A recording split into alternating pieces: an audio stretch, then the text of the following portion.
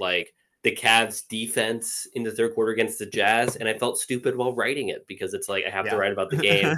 So what else is there to write about? You gotta so have anyways, yeah, so I'm cool with the season ending, so we can like get into actual stuff. So that's what I'll say. Sorry, I hear you. Like grabbing a bunch of stuff. One thing I did want to say to the loyal chat, we love you guys. Don't going forward. We will find an alternative to the power chat, but no power chats. Yes, hold off for now. No power chats. Like this is not a joke. No power chats. So you got your badge. They did get their cool badges though. Yeah, so congratulations. But like seriously, do not do it. Okay, that's all I'm gonna say about it. Just do not do it. So yes. Also, before I forget, welcome in Dylan, welcome in Dr. Manhattan and Aura. Didn't get to say hi to you guys. What's going on? I think I said hi to everybody else so far. BG, what's up? I don't think I said hi to you. Dan, Old Kid, Demo, all the regulars here, Cleveland Cavaliers. We got the this is a flute. This is the flute. I'm digging correct? it. Yes. We got the flute national anthem rendition. Old Kid, what I will say is it's the best way you can support this chat is by being here, and the best way you can support us monetarily is TBD. That's what I'll say. So yes, we are working on a potential alternative. But thank you. We appreciate the love and support. It's true. I've already decided I'm not sharing a single penny with Jackson. No, I'm just kidding. I figured we'll split it. We don't have to talk about it on stream, but I did assume that we would be splitting it. Although someone in the chat did specifically say that they don't want the money to go to you. So it may have been your best friend. It may not have been. I don't know. Well, he already got me the Evan Mobley jersey, and he didn't get that for you. So there's levels to this. Yeah. So anyways, thank you. Straight to Elon. Yeah. So thank you for thank you. We appreciate it. Yeah, seriously. Cool. They don't actually go to Elon, just to be clear.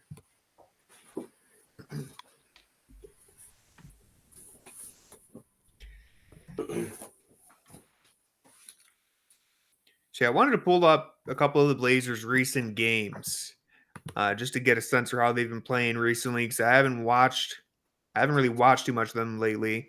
But they lost to the Celtics in their most recent game.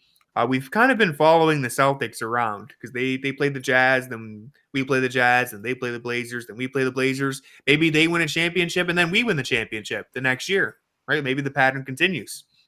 The Cavs famously won the championship in 2009 when they should have won the championship. Maybe the Magic will win the championship. Maybe the Lakers and Magic will get that. Outside of that loss to the Celtics, the Blazers beat the Nuggets by 19, the Grizzlies by 16, the Wizards by 15, and then the Raptors by 3. So they've won most of their recent games here. They've been playing pretty good basketball since the new year, really. I mean, good in terms of what you expected from Portland. They're 32-40. They're a scrappy young team. So the Cavs will have to earn this one tonight. They can't sleep. Well, they didn't really sleepwalk through the first half against Utah, but they can't go 3 of 26. Yeah, they did. They can't go 3 of 26. I'll put it that way. There was not. They might have to shoot a little bit better. Basketball. Yeah, they turned it up when they needed it, though. They delivered like 5 good minutes, and that was enough to put the Jazz away. I want to see where the Blazers, what their record is since the new year. Just curious. I'm doing the recap, so I'll be jumping off at the start of the fourth quarter. Yeah. So Jackson will be abandoning us. He can't hang. It's too late. Tony will be giving everybody A's or F's because we'll be writing at 1 o'clock. It's only 2 outcomes tonight. Yeah. And Sam Merrill, you better be on your best behavior in that starting lineup. I need 3 threes out of you. I'm just kidding. Yeah. I'll try to be kinder to Sam. He's been getting some bad grades as of late. Well, I mean, I think the thing is, Sam is the next easy target after George Niang is gone, and maybe he's become a scapegoat. I think that maybe one day I'll keep that take to myself. So never mind. But there's a lot of I don't appreciate some of the targets that Cavs fans throw out. They're very, very quick to throw Donovan Mitchell under the bus, and I think that oh my goodness, yeah, it's unbelievable how quick they are to throw him under the bus, and like the amount of takes that I've seen saying that Donovan Mitchell is a fake superstar from Cavs fans, no less. I understand if other fan bases are saying something crazy, but I swear to like I just have to go on this is going to be like a 30-second rant. Every year, Donovan Mitchell has like a 2-week stretch where he can't shoot the ball. And every year in Cleveland, we get the same like 3 fans who are like, see, I told you guys he sucks. He's a fake superstar. It's more than 3 fans, but it's more than 3, but it's always the same people. It's always the same people. Minority of people, and I think it's very annoying. It's not even Haram, although I'm sure he's there. I'm sure he's leading. Yeah, I swear to you, he has been shadow banned on Twitter because I didn't mute or block him, but his tweets just don't show up on my feed anymore. And I know he's still firing takes off because every once in a while he'll reply to me, and I won't get the notification, but I will see it when I'm scrolling through, and I'll be like, "Oh, he replied. I didn't even get a notification for that." Telling you they shadow banned him. They're silencing the Sexton agenda. I'm more so. I always found Hiram very entertaining, so I'm not. He told the truth, and so they had to silence him, right? Like he was telling the truth. I mean, this is what happens on. This is what happens. This is what happens on the when you're speech platform with the free speech warriors in charge. Let's not get carried away, Demo. That's how you know he's right. Just like the J man. Anyways, back to basketball. I'm going to be out of town for this weekend, guys. So yeah, it's going to probably be like the most insane Cavs games. I'm missing both games this weekend. Some showdowns. They play the San Antonio Spurs on Thursday. I'll be there. Like I said, I say it every time. If any of you in the chat are there, I think Old Kid said he's going. If anybody sees me there, say hi. Say what's up. Mike's going. Mike can say hi. I've never met him in person. Yeah, stop by the media section. You'll see him. I'll be there. Hopefully. Yeah, so yeah, it should be Corey's doing the stream. Yeah, I was gonna say I think Corey signed up. Yeah, Corey saw it on the sign up sheet and said, "Don't mind if I do." He also signed up for the grades, so that's good for you, Tony. Because I'm gonna be at the game. Yeah, so I'm gonna be doing the post game little breakdown. But Old Kid, I'm not sure where I'm sitting because my girlfriend bought the tickets, but I know that they're not like great seats. They're not like first. We're second floor, but I think we're Loudville with the real fans. Yeah, we're up in Loudville, but we're close to the edge. You know, I think that's where we are, and like diagonal to the court. So they're not like amazing seats, but you know, I'm still excited. After being, like the media section's pretty far back on the lower level. But if you're not close, I'd rather be in Loudville almost. I don't know. I just like the vibe so much more up there. Unless you're like, on the sideline, just take me to Loudville. Yeah. As Dylan says, there aren't too many bad seats in the arena. I feel like the worst seats is probably the ones right behind the basket in Loudville because you kind of can't see that side of the court, what's going on. But, overall, Those are bad. There's pros and cons to every seat. Those are and they only have half of them now because of the Budweiser bar. Oh yeah. But can't you buy a ticket to just stand there too? Is that there's like really not that many places to stand. I almost spent like $400 on I don't know how it wasn't $400. It was like $200 on like standing room tickets for the All-Star game. I'm so glad I did not do that. Yeah, I got Rising Stars tickets that year. Like kind of same area that I was just talking about for my seats, like up second level, diagonal, and they weren't too expensive. The Rising Stars wasn't too expensive in 2021. Yeah, but whatever you do, don't pay money to go to an All-Star game under any circumstances. Yeah, unless you got it. Damn! Like that. Woo! Bang! Take that, Money Merrill. Let's go. The breakdown today. The breakdown that will be hitting everyone's feed tomorrow will be how Sam Merrill should be a starter, and it will just be breaking down all 12. Breaking down all 12 Sam Merrill's 3-pointers. Yes. That's going to be tomorrow's breakdown. Yeah. Not 3-point attempts, 3-point makes. Shoot it, Sam. Oh, okay. I see him operating the two-man game, though. Don't like that. Allen! No. You see the spin move? Yeah, 2 points is less than 3, Sam. Come on. Yeah, it's true. It's a math game, Sam. Oh, did you tweet this out? Yes, I did. Yeah. Okay. That's a tough shot. Woo! He can't shoot like that, can Not he? my I thought he was a limited shooter.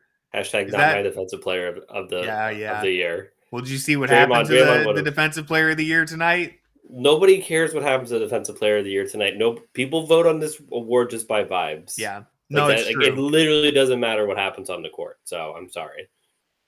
Yeah, Evan Mobley. If Evan Mobley was the defensive player of the year, how come Portland's shooting 3 of 3? 4 of 4 now, dude. This is getting crazy. I can't in good faith tell you to vote for this man. Is Max Strus holding the Cavs defense back? Something to think about. But no, the Warriors, as far as I saw, were getting torched by the Miami Heat, and Draymond on the wrong end of a couple highlight plays. So it's not going to matter. Denny is good. He's actually Denny. Balling. I can't believe, Portland. I can't believe how early in the offseason the Wizards traded Denny, and that Portland was the team they traded him to, because it was like, yeah. I'll fully admit I was not on the Denny train that draft. I thought he was going to be a bust. Oh, let's go Mobley. So he's proven me wrong in that. I thought he was going to be like a less athletic Jetty. That was my worry. Because Jetty's actually pretty athletic, and that was one of the best assets of his game. So I kind of was worried that he was going to be like a slower, less skilled. Yeah. Turns out he's better than our sweet prince ever could have been. I mean, we talked about blackballed. Yeah. Talk about Jetty. He probably should be on an NBA roster, but, it is what it is. Yeah, Evan dropped that beautiful dime right there. Yeah. Is that the first miss of the game for either team? Because the Cavs were 3 of 3 too. Uh-oh. Shoot it, Max. Go, Max. Ooh. Oh, that was almost a great idea from Allen.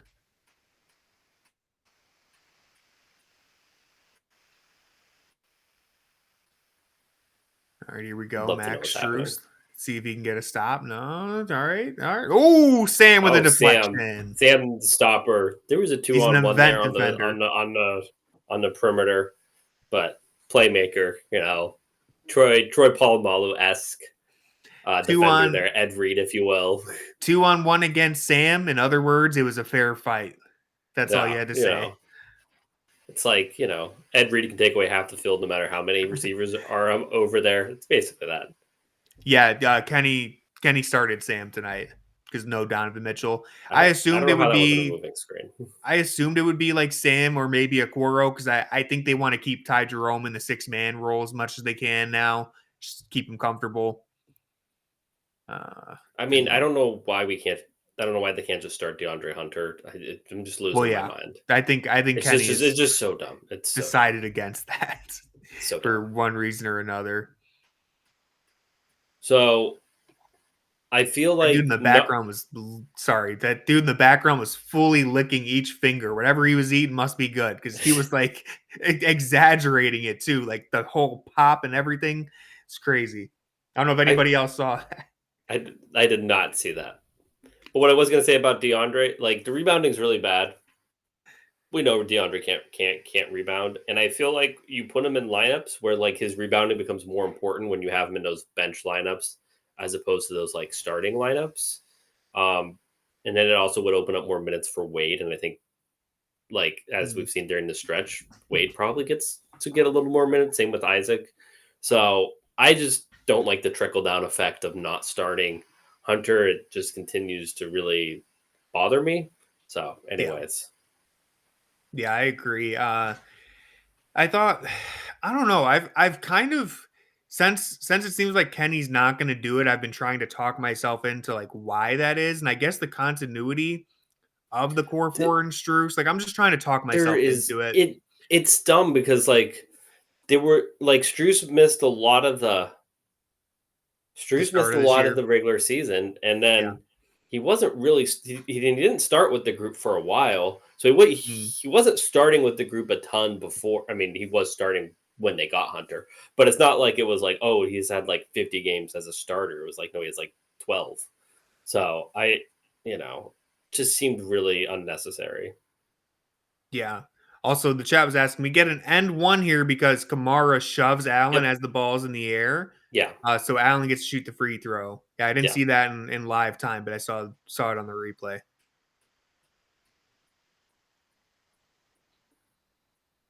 Yeah. I guess part of it also comes back to how much do you want to rely on Dean Wade. I think Kenny has shown that he trusts Dean Wade, but with this starting five, Hunter is basically your backup 4, and Wade is like your third option there. Which I personally like Dean Wade, so I'm not necessarily making this argument. I'm just trying to see Kenny's perspective. I mean, Evan Mobley's the backup 5, and he starts. Yeah, it's not like you can't do that. Yeah, completely fair. All right, DG cooking. This is what you need from Darius Garland. No Donovan Mitchell. You need Darius to step up. And as much as Donovan has struggled, Darius has just sort of like been floating around, and he's like existed. Yeah. Yes, and that's where it's like, hasn't been bad, but he hasn't been bad. He hasn't, but you like haven't noticed he's out there. Yeah. For like long stretches, it was. Not his 3-point shooting has been bad. Everything else has been good, but his 3-point shooting hasn't been very good. And he's been a little gun shy. I think he's trying to get other players involved, but love to see him attacking that open space right there. He's just been taking up space a little better than that. Just a step ahead of that. But yeah, he hasn't. I made the analogy on our last one. He's been kind of chilling in the passenger seat doing his thing, but Donovan Mitchell's been asleep at the wheel. So you need Darius to kind of take the wheel at some points. That's the benefit of having 2 guards who are all-star or all-NBA level, is if one's struggling, the other one steps up. Right now, obviously Mitchell's not playing tonight, but Mitchell's kind of struggling and Garland just kind of coasting. Mm-hmm. That's basically how I would say it. So, yeah, very sad that it's the last 10 p.m. game. Love our late night chats. I had a good hour and a half nap today. I said I need to be ready for this. Smart. I don't know if it's smart because I always feel after a nap. I always feel pretty after a real nap. I feel like a 20-minute nap is that's where you want to be. But after a real nap, you're like, dude, that was sweet. I can't wait to do that for 8 hours instead. There's no consistency for me in naps. Sometimes the 20-minute just doesn't work. Sometimes it makes it worse. Other times it's perfect. It's weird. Naps, I'm not good with naps. But I did not take a nap today. I went to the gym today and I didn't do pull-ups. But that's convenient. Big news in my life. Planet Fitness has they have multiple new machines, but 2 machines that I've enjoyed.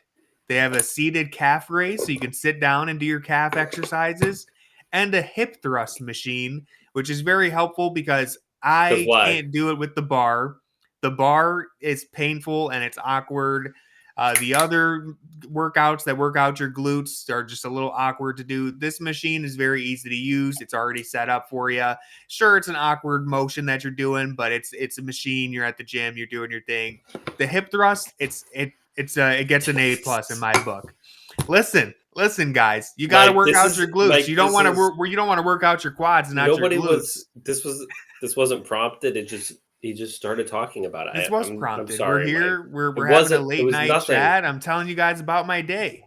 I said that I took a nap. That's all I said. It's a huge upgrade, in my opinion. Planet Fitness really out here doing the most. They got other machines too, but these are brand new. They didn't have a seated calf raise or a hip thrust machine before. CC from Youngstown. That's good to know. Hell yeah. My family's all from Youngstown, so that's why. I don't know if I've ever been to Youngstown. Listen, we're, it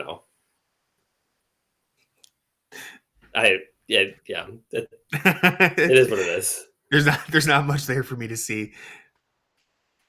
Samuel! There's 2.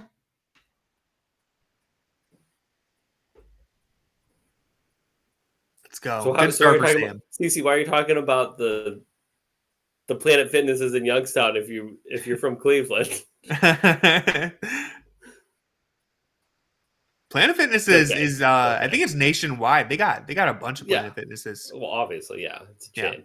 It's the Dunkin' Donuts of workout places. Definitely is. Although I will say Don't let anybody ever tell you Planet Fitness is not worth it. It's a respectable gym. It can be a wild place depending on where you go because it's so cheap and there's a lot of beginners there. But I was a beginner at one time, and you know what? For $20 a month, it's a pretty good place. You can definitely get a quality good workout in at Planet Fitness. Don't let anybody tell you it's. Don't let anybody tell you that Dunkin' Donuts is bad either. Dunkin' Donuts is hit or miss. I'll say that. You told me you had great Dunkin' Donuts, I'd believe you. But if you told me you also had Dunkin' Donuts that you couldn't finish, I'd say, yeah, that sounds like Dunkin' Donuts. What Dunkin' Donuts can't you finish? Listen, the one in North Olmsted, I don't go to because whatever they're doing there, I swear to you, sometimes it tastes like they're using spoiled milk. Like the cream or whatever they're using is already expired. Ooh, miss a dunk. But yeah, don't go to the one in North Olmsted. That one is very hit or miss. Like it's not even worth it. What drinks do you get? Just an iced coffee. Iced coffee with like one cream, a little bit of Splenda. And sometimes I swear to you, that thing is like, it's sour. I'm like, what is it? Like it has to be spoiled milk or something. I don't even know.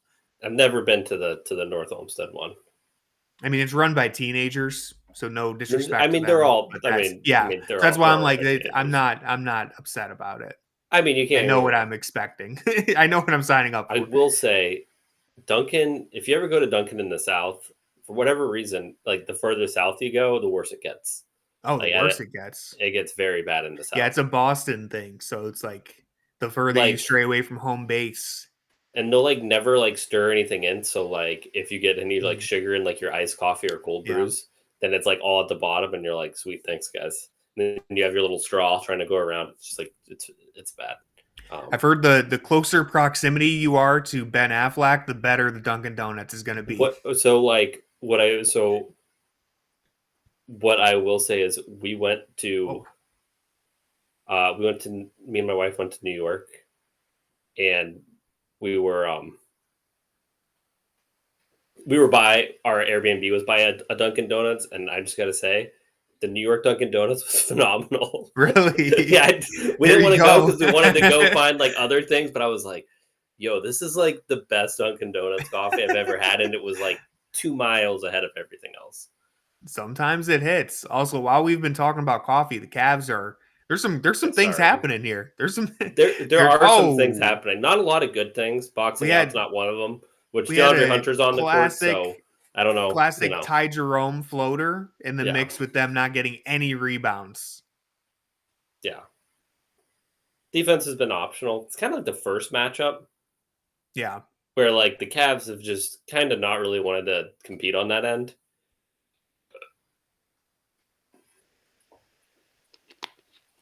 Old kid, I agree.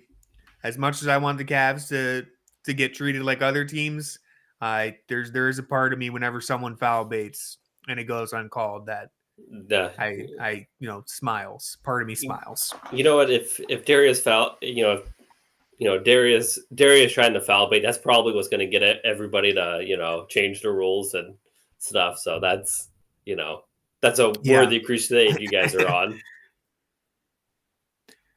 All right, let's see if the offense has been fine. That's fine. Yeah, let's go, Mobley. Defensive player of the year, Evan Mobley's in the game. Let's see if he can secure a stop. Nate, we've labeled Jarrett as a hater. We may need to label Nate as one of the other haters. Oh man, but we appreciate a good hater. So it's true. This broadcast, I wouldn't say that we're pro hate, but we're pro hater maybe to an extent. I can respect a good hater to an extent. Yeah, to an extent. Yeah, we had Oh man, Nate, that's vicious. Yeah, see, Nate is a real hater. If you get him going, he has a Yes, we support the existence of haters. We don't of a good hater. There are levels to haters. Yes. Whoa, Mobley. This is a acrobatic layup attempt. Yeah, I'd like to see him just go up right there, honestly. I'd And like to see some kind of cannot defensive get a resistance. stop. I think that like Hunter's defense has fallen off so far. So there you go, Ty. You mean All of since he the was in just since his like the Cleveland first time? since like Okay, the yeah. first like Just wanted to 2 weeks. clarify. Yeah. Like he was so good for those 2 weeks. He really was. I still think clearly he's capable of being a good defender. It's just a question of his motor. I think at the very least, though, you need him to break even, and he's kind of been a negative recently, especially on screens. That's screens and rebounding. That's the biggest issues for him. But he's been making up for it with some. Yeah, I mean he makes every one of his shots. So we're not going by so being a flamethrower. It's not a. It's just not buyer's remorse. It's when he was locked in on defense. You're like, bro, is this one of the best possible fits this team could ask for? And then we have a core five. Yeah, you're like, well, I was I don't think I've ever floated this out, but I was thinking about just in honor of Nate kicking Jarrett out of the core four and just said we still have a core four in it's Jarrett just DeAndre. Yeah, but I think Jarrett gets to stay for now. I think DeAndre and Ty Jerome are kind of a package deal, though. If you're going to include anyone in the core, you have to make it Ty Jerome as well. We don't need to do that just because they're best friends. I don't care. I truly don't care. I am overhearing about them being friends. Let's go fun with AI. There we go. Come on, Portland. Let's have some fun with artificial intelligence. No, but Jarrett, Jarrett, he's been in here sometimes. Yeah. Anyway, he was the chatter. Jackson is talking about the chatter, Jarrett, not Jarrett Allen. Oh, sorry. Yes. Could be Jarrett Allen. Could be because he was very angry about the Jazz at halftime, about the Jazz game at halftime. It was like the whole conversation was like me and him going back and forth about why it shouldn't matter too much. And then as soon as the Cavs scored 3 points, he was gone. He just said, I gotta get out of here. Dude, this looks nothing like Denny Avdia, by the way. This just spit out a random white person. Didn't he say a cowboy doing gymnastics? I think that was his prompt. Bad. Listen, bad stuff. Bad stuff. We're very anti-AI. Another gymnastics in a rainforest. Let's see how good this one is. I think it's better than the other one. That does look like DeAndre Ayton, at least. Hate to give him credit, but at least it actually looks like DeAndre Ayton. It does look like DeAndre Ayton. You could have just said, who is that? I'd say, oh yeah, that's DeAndre Ayton. Yeah. All right. Can't even be upset that we're not seeing the rest of this. You can still see it.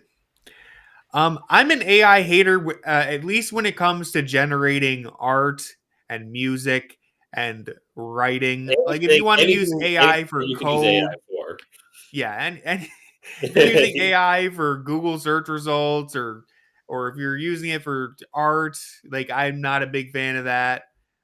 Just because I feel it's I don't know, it just feels soulless when it's art. It just feels soulless. It's also apparently very bad for the environment. So I'm not a big AI literally guy. Just never. I agree with Demo. It's literally never helped me in any at any point in my life. Never has the AI search been good. Never has the AI thing done anything. You see, that's the thing. With all due respect, Nate, I don't know why people are talking to Grok. I don't know why people are hanging out with Grok and chat GPT. I get if you need an answer to a question, maybe it's helping you, but at least in my opinion, oh Jesus. Okay, Nate, that got dark really quick. I don't know what to say to that. But at least in my experience, anytime I Google something that I'm even somewhat familiar with, the AI is just wrong. There's so many times where I'm like, wait, that is not even correct. So then you have to Google the Google result. Yeah. You got to, anytime you Google something now, you have to include Reddit in the search. Then you could just get the damn Reddit thread that answers your question because the AI is going to lie to you. Can you imagine? Yesterday I did. Oh, sorry. I didn't. Yesterday, I'll be real quick. Yesterday, I was looking up something and it told me the Pistons three-peated in the 80s. I was like, that is not true. They did not win 3 straight championships. That's how bad it's gotten. Defensive player of the year, Evan Mobley. Yes. There we go. And the rebound. See, I like this lineup here.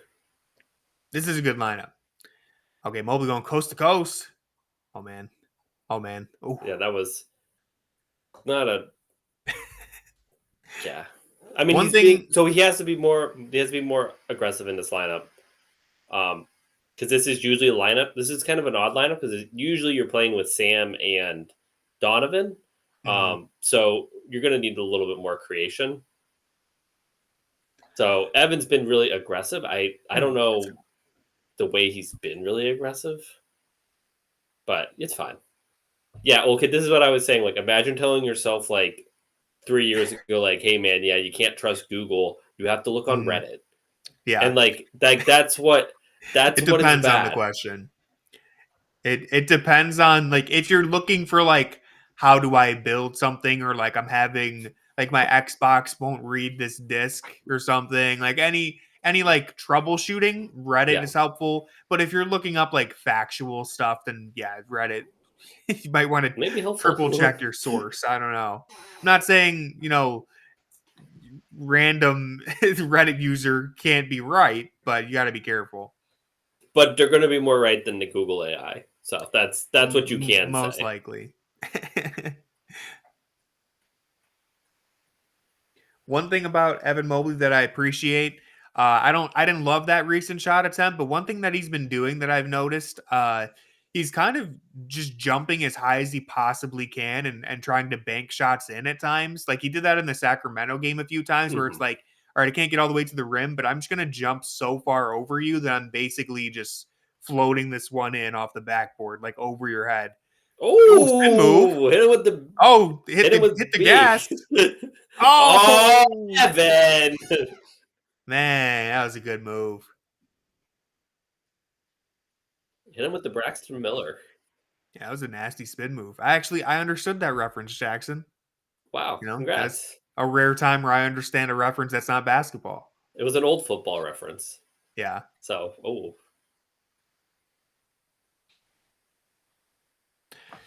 All right, so the Cavs, not the best defensive quarter. Not the best defensive quarter by any means, but at least they're staying in it. Jerome. That was really contested. Very early, yeah, and contested. Yeah, didn't need that. Tony Hawk's special trick noise. I thought you were referencing me for a second because the Hawk wasn't capitalized. I was like, Tony Hawk's special trick noise. I was like, when did I do that? Anyways, it's late. Did you enjoy? Because I never had anybody like a cool celebrity with like my first name.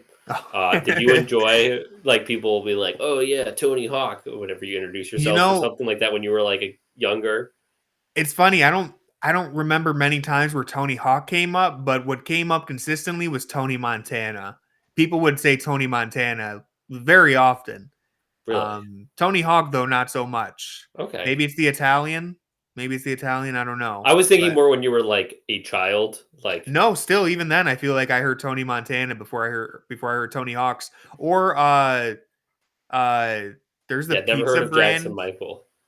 There's a pizza brand named Tony's that I had people reference to me. Tony's Cheese Pizza. So yeah, there's lots of Tony's Pizza. What can I say? Yeah. I mean, as you'd imagine. Yeah, it's just different though with Michael Jackson, because it's like Jackson's not his first name. Yeah. A lot of weird like Jackson 5 jokes.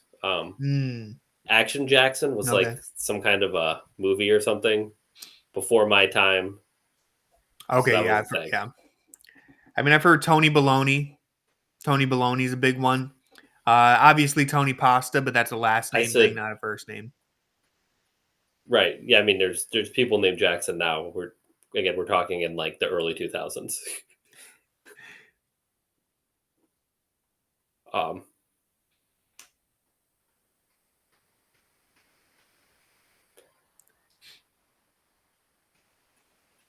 Listen, I'm actually mostly okay with the 2-3 zone. It's just when you ran the 2-3 zone with like Niang and Merrill out there together, you just were never going to get good results. because you're not in a position to rebound, and like you're asking Yang to go from like the block to the wing back to the corner, and it's like, well, that's he's not doing that, man. So that's what I didn't like. So I'm mostly fine with it like now, and especially in a situation where like you're just getting a lot of unserious basketball, and the Cavs are playing a lot of unserious basketball in the on the defensive end today, because like what the zone does is it kind of like eliminates how much you're just running around, and you can kind of just like focus on like your tasks a little bit better than you can in man, I feel like. So yeah, I'm okay with it in like situations like this. Yeah, I think it's a great point that you've brought up a few times. I think you've done a really good job of, because people really hated the zone early on, and even you did. But I think you've done a good job of letting people know that it's very different with the new personnel out there. Like the zone actually makes more sense with the personnel. Granted, recently the zone hasn't looked as good because they're just not trying as hard. Like, let's just call it what it is. I mean, they've been bad. They've been bad on defense. I don't think it's solely an effort issue, but they certainly haven't been trying hard enough for a zone. The effort has been bad. Yeah. Oh. Thibault. Jeez, I always forget he's over there. It's easy to forget.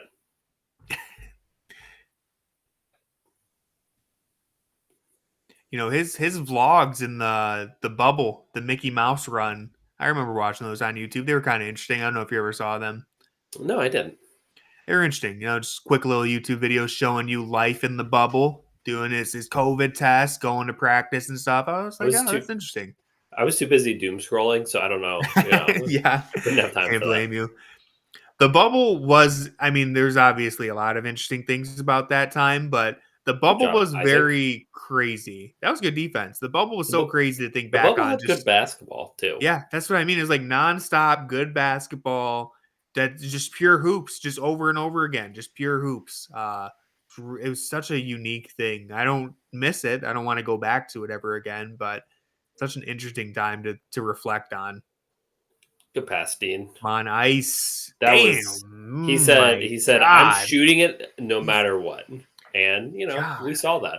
That's one of the worst misses I've ever seen from Okoro. That thing was something. He shot that on a 13-foot hoop. Good defense from Dean. Oh, yeah, bubble TJ Warren. Oh. Hey, make up for it, ice. So I won't airball a dunk. Needs to do that 3 more times to tie Sam Merrill's scoring output so far. Anyone put money on the Cavs and they were plus 5,000? Plus 5,000 in this game? Or are you talking about for the championship? Yeah, we're talking about for the championship, right? I can't imagine. Okay, I was gonna say I can't imagine any scenario they were plus 5,000 for this game. I did not put money. I'm not a big gambler. I respect anyone who does. Do it responsibly. But yeah. Evan! Oof. Timeout. That's man. Evan's been a little clunky with the ball in his hands. Yeah. Oh, good job, Darius. Also. I think Darius broke it up and then pushed. Yeah. I said ice because he dove. Yeah, he did. But that was Darius making it happen. DG the PG. Here we go. Let's see. Is this? Oh, this is the Okoro. No, I'd like to see that Evan play again. See what he was doing there. There's the defensive player of the year, though. Yeah, that's player of the year. Yeah, they're not going to show it. Thank you, John Michael. It better be. That's right, John. I don't know. I honestly have no idea which way it's going to go.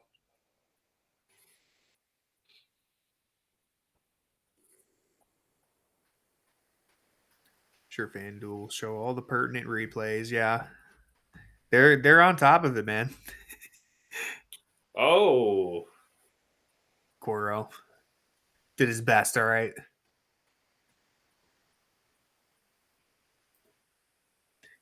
Sam, when Sam's there, you're just gonna, he's gonna make people do things. Good defense makes the offensive player uncomfortable, and that's just what Sam does. Great example of that. That's going to go into the breakdown as well.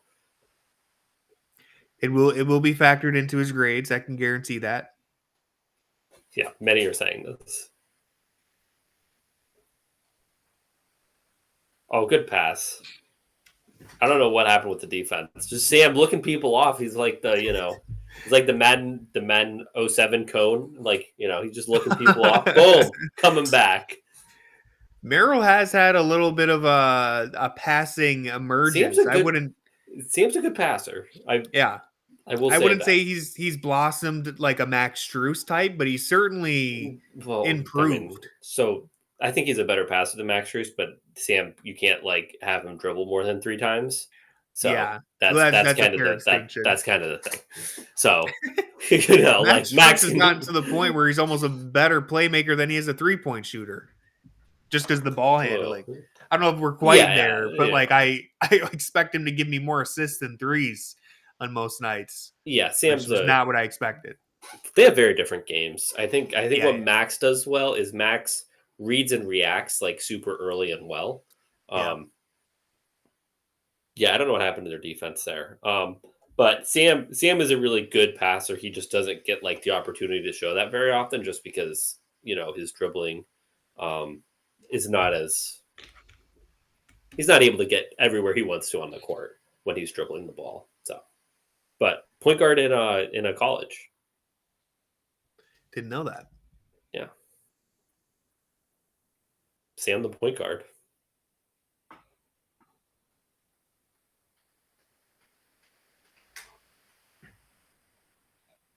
It is very funny that they broke out Austin Carr for the road trip. Shout out to AC. Not shout out to Brad for not wanting the smoke. Running from the grind.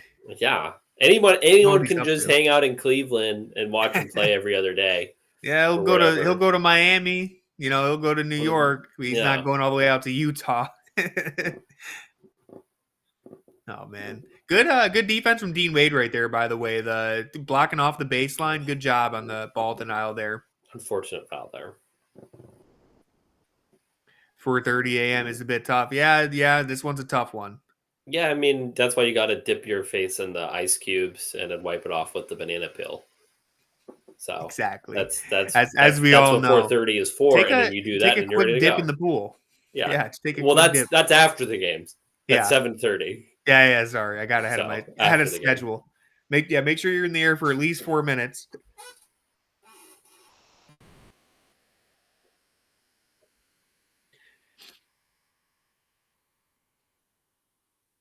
Yeah, that's always a telltale sign that you're not trying hard on defense or not being focused, is when you're gambling for steals over and over again, like playing out of position. That's just a sign that you are not playing that hard on defense. I'm sure to a degree they are bored of the regular season. Not an excuse. I don't think they're bored. It's so like the attention to detail is not there. Usually when stuff like that happens is when you're tired and like you don't want to be tired.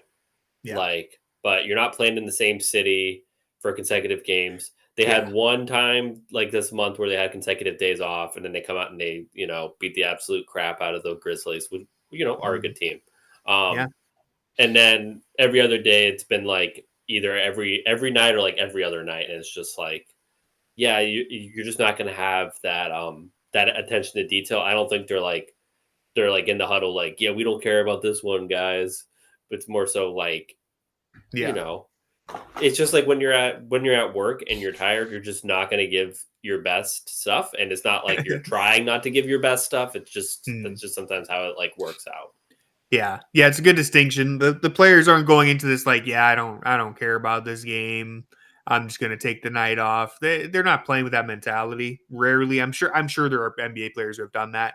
For sure. It's not the way that people might assume. You can summon some adrenaline for like we got to keep this 15-game winning streak alive. We're playing a showcase game against like the Lakers, the Celtics, the Knicks. You can do that during these stretches, but you can't like summon the energy for like the Portland Trailblazers or the Phoenix Suns. And that's how you lose to those teams.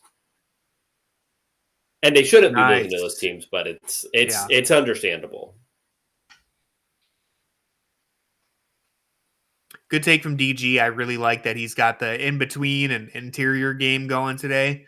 And Nate, that's fair. Like, listen, there's plenty of fair criticisms to have on the Cavs. I think sometimes I might be guilty of focusing too much on the fans or the people on Twitter who are like ridiculous with their criticisms, right? Like just, oh, it's over. This team sucks. I feel like I might spend too much time focusing on that. And the only reason I'm bringing that up is that I don't want to come across like I'm acting like there's no criticism for the Cavs ever. Certainly plenty of things to criticize. I know this is I saw Cavs Twitter talking about this recently. Like, we can't talk bad about the Cavs without it acting like we're fake fans. I don't ever want to come across like I'm saying that. So I'm just clearing the air, at least for myself. I think there's something to, if this isn't an issue when if this hasn't been an issue throughout the season / with these players before, then I wouldn't create something that you just saw for the first time in a back-to-back game in Phoenix or things like that. Like, don't read too much into it. But I don't think we have to worry about Mobley being on the perimeter against James Harden. I think most often Mobley will be okay on a switch. Well, I think it's also more so like the defensive rebounding has been a problem at times, but when they're missing all their shots and stuff, then it becomes more of an issue. And then I think it's like, okay, well, through the year, this has been an issue. It just hasn't been a problem because of how they were playing. So yes, it's okay to look at that. But if it's like Donovan Mitchell, if the Cavs aren't making threes, that's a problem. Or looking at things that throughout the year, they've been the best 3-point shooting team. So you would think that they're going to go back to that at some point in time, because you don't do that for 65 games as an accident. And Donovan Mitchell isn't a all-NBA player for multiple years and a 7-time All-Star or whatever because he sucks, Yeah. So those are the things where you don't want to take too much from it. So if that makes sense. No, yeah, I agree 100% with what you said there. And if you wanted to talk about why they're losing these games, it's if you're not playing good defense, you're going to lose these games. And if you're talking about, why did they lose the game against the Suns? Well, they were very unfocused. They didn't play any defense, and their offensive process wasn't great. So, you can do that, and that's fine. But I don't think it's how they played against the Suns, that's definitely going to show through in a second round series. And it's no, because they've showed us for months and months and months that they're an elite basketball team. Yeah, it's like we said at the top. You said it, I think, as far as the regular season goes. We've seen everything we need to know about this team. I've said it a few times on the stream. I don't think we're really going to learn anything meaningful about them. Oh, man, this kid almost stepped on the ball. What happened to because they got him wearing those big shoes. He was nowhere to be found. Yeah, that kid got smoked. But we've seen basically everything we need from this Cavs team. And the thing is, this is kind of what you were saying, in line with what you were just saying. Don't value the last four. The Cavs are what, 4-5, 4-1 or 1-4 over their last 5 games. Sorry, I kept saying it backwards. Don't value that 5-game stretch more than the other 50 games, 60 games. Take the full picture into account. If you have concerns with what you saw during that stretch, go ahead, criticize them all you want, but make sure you use the context of the previous 60 games as well. Like you said, hey, they're shooting the ball kind of poorly recently. That's a little bit of a concern. It's worth pointing out. Let's also acknowledge, okay, well, they've been the best 3-point shooting team in the NBA for 60 games. That's not it's not like they were the best 3-point shooting team for the first week or the second week. Or even before the All-Star break. It's been the whole year. And it's guys who are basically everyone who's shooting the ball well is a good shooter who you'd expect to shoot well. I think Ty Jerome's the biggest surprise, but Garland, we know, is an elite shooter. Mitchell's an elite shooter. Sam Merrill, Ty Jerome's a surprise. DeAndre Hunter, though, Niang previously, it's it makes sense that these guys are, near the top of the league and at the top of the league for most of the year in 3-point shooting. They got a bunch of 3-point shooters. Evan Mobley taking a bit of a leap. Most of their issues are Garland and Mitchell shooting 10%. Yeah. Which again, that's a problem. We've seen enough to think that will turn itself around at some point. I understand if you're a little more concerned about Garland and Mitchell, but and you're going to be fine. It's we've seen Garland step up plenty of times throughout the season against the Knicks, against the Thunder, Yeah. He even stepped up late against the Celtics in their most recent win. Like hasn't played great against the Celtics, but so it's like you've seen this over months and months against quality teams. So like don't value this game more than you should when there's all these like very real factors that are contributing to some unfocused play. And if they're unfocused in the first round of the playoffs, we will be there criticizing them, and that's fair. Yeah, I would even say I have the next game next Tuesday kind of circled. Like, I think they'll be home for a couple days. They have consecutive games at home. Like, let's see how they do against a team that is a quality playoff team. Yeah. I agree. How are they gonna react to that game? And I think that's gonna give you a team with some history between us. Yeah. Right. There's a reason to take that game. We're saying, let's go, Okoro. Let's go. They kind of threw that one right to him, but still. All right. I like that he hesitated there. That's actually one moment where I'm glad he calmed down. We didn't get a good shot out of it, but I like that he took a break there for a second. Nate says your film reviews are great. Any plans to make more? I know they take a lot of time. Nate, first off, thank you for saying that. Really appreciate that. And you know what? Guess who spent 30 minutes talking about the Halloween franchise today? I recorded a whole 30-minute yap sesh. I know Jackson probably wishes I would have spent some time breaking down an Evan Mobley story, but I did record. He meant basketball film. Oh, man, that's heartbreaking. I thought you were talking about the movie reviews. No, those are a different story. So here's the thing. Damn, I just got catfished.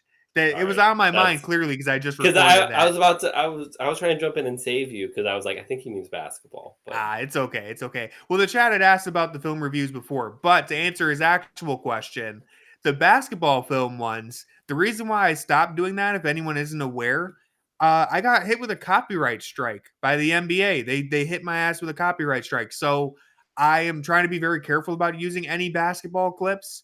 It's been cleared now. They last like 90 days, so it's fine. It didn't have like an impact on the channel, but you're only allowed to get 3 of those. So Nate, that's one thing that I'm going to look into is like a Patreon, potentially see, because I don't know what their copyright stuff is either or what I'd have to do, but maybe, I don't know. Basically, I'm going to look into that and try to get it figured out as soon as possible because, I was looking at my YouTube the other day and I realized like, wow, it's been like a month since I did any sort of actual film breakdown. It's just been all pods, which we've been killing it with the pod and everyone's been tuning in. So thank you for that.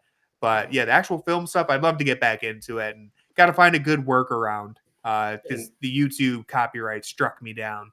And we're doing more film reviews for each game on fearthesword.com. Yes. So if you go to fearthesword.com, which we started it really last week, which is an inopportune time. So like I broke down all of the Cavaliers, the defense against Utah that led to the Cavaliers in the second quarter.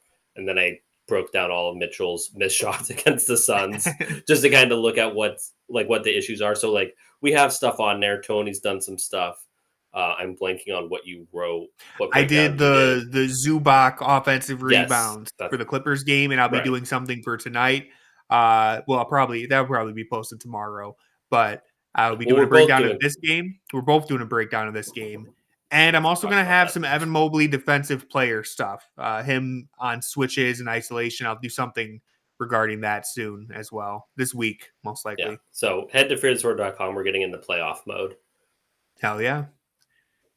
Which is why we want the playoffs to start. Oh, Alan threw that right to the wrong guy. Alan maybe impacted that shot a bit. All right, so the Cavs have a 5-point lead now. Ty Jerome's the easiest shot he's gotten all night. There we go. Yeah, the chat was talking about his shot selection. It's very difficult. The man is in, the 99th or the 100th percentile or something? It's the other way. He's in like the first percentile, the third percentile, I think, for shot quality. You take some tough shots. One thing I will say is that he takes tough shots, but he only takes tough shots after he creates space. Like, it may be 32 feet from the hoop, but like, he usually doesn't take shots. He doesn't take J.R. Smith shots. Like, no one is draped on him. Yeah. So it's like a weird distinction because, like, the one time at the end of the first quarter, he took that shot when somebody was draped on him, and you're like, Ty, you literally don't, you can't do that because it takes you 45 minutes to like get it loaded. But yes, he does take tough shots. Just wanted to draw that distinction between like tough covered shots and like tough shots in space. Yeah. Or like he gets like a fadeaway and he creates like a bunch of space with it to get it off. It's a tough shot. But. He's taking a one-legged floater from the free throw line, falling down, but his defender is, backpedaled a little bit. So it's, it's like, it's a really tough shot. On the fact that he's doing it with so much efficiency, I just keep waiting for it to fall off, and it just hasn't. Well, it did for like a week, but but like long-term fall off. I mean. Someone posted a video, an open gym video of him in the, I'm forgetting the name of that court with Carmelo Anthony from 2022, and he was pulling up from like the logo in their court. So they were like, I guess he's always been able to do this. If you go back and look at like a Junkyard Pod from like. We talked about it 2 years ago. I think like this. I think there was a bunch of things like that, and we like talked ourselves into Ty Jerome. Yeah, and he just did nothing. He literally did nothing. Yeah, he did nothing in preseason, and then was hurt. So. Yeah, it was last season was just the minor setback for the major comeback. The NBA is scared of Ty Jerome, Quincy. They are. I mean, I would be if I was an opposing team at this point. That's one of the funniest things that I think is always just, it makes me laugh, is thinking about how many opposing teams and opposing fans were just shell-shocked by Ty Jerome coming in and whooping their ass. Like, you have no idea who this guy is. And now he's pulling up from 30 every other play on you. Like the Pelicans, that game where he had like he had like 5 straight threes and they were all from like 28 feet. I can't imagine being a Pelicans fan tuning into that game and being like, what is happening? It's like. You were at the Cavs Ty Jerome game. Well, listen, but that was like, that pales in comparison. I was at the time. I don't know. That was bad. That was bad for a lot of reasons. Ty Jerome was like one of them. He was on the list though. He was high on my list. He was hitting floaters, but he wasn't pulling. I don't remember him pulling up from like 30 feet really. But yeah, that was 30 feet. That was so for anyone who doesn't know the context of that one, I know I've told the story before, but very quickly, Cavs Warriors, when Ty Jerome torched us when he was on the Warriors, I had tickets to that game. I said, hey, you know what? I've never seen Stephen Curry, Klay Thompson, or Draymond Green in person. My mom got me the tickets for Christmas. I ended up seeing them. I did see them in last year, so it ended up getting, and the Cavs won that game, but that was 2022. Max. I said, 11 can't wait to see these guys play for the first time. None of them played. So I said, all right, well, maybe we'll get a win. Cavs got destroyed by Ty Jerome and Andrew Wiggins. And I don't even think Wiggins played. They got destroyed by like Jonathan Kuminga. It was bad. This all makes sense because that was like, wasn't that like one of the Craig Porter Jr. games? No, this was before Craig was even last drafted, year. I think. Last year when you saw them play. Oh yeah. No, that wasn't a Craig Porter Jr. game though. No, that was. I thought it was. No, I don't think he played. This was very early last season. Yeah, that's what he was playing because Mitchell didn't play that game. I don't remember him doing Jr. much. Game. I can look it up. I remember the Darius, Nuggets. I know the Nuggets definitely game was really big. So I think he had like a really good like stint there or something. Warriors Cavs 2023. Let's see if I can find it. November 11th, 2023. This is the one in Golden State. Need the one in Cleveland. November 5th. Okay, I got the box score. No, Craig Porter Jr. didn't play. Really? He didn't get in that game. This was November 5th, so this would have been about the 7th game. It was the. But I know he played against New York. Tournament. Yeah. Yeah. So it must have been shortly after, but yeah. Mitchell had 31, Garland had 24, Max Strus had 15. Oh, guys. Yeah. Anyways, let's focus. The Cavs are up by 10. The diff is 10. Good defense. Nate, we'll talk about that at halftime because we don't have anything else to talk about at halftime. Yeah, I don't even know. Oh, clean demolished. Talked about the Oh, that dude just flew sharp. He can't fly. Yeah. I was just gonna say. Oh, I don't even have any trivia questions for halftime either. So we will definitely get to that question. That's a shame.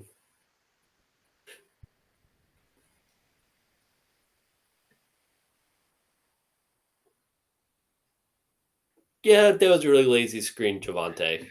That's going to be a that's a foul. Can't just drift out there. Good contest right there. No, it was late call. It's on somebody else. I don't think it was on. Yeah. I was on the floor. Yeah. Yeah.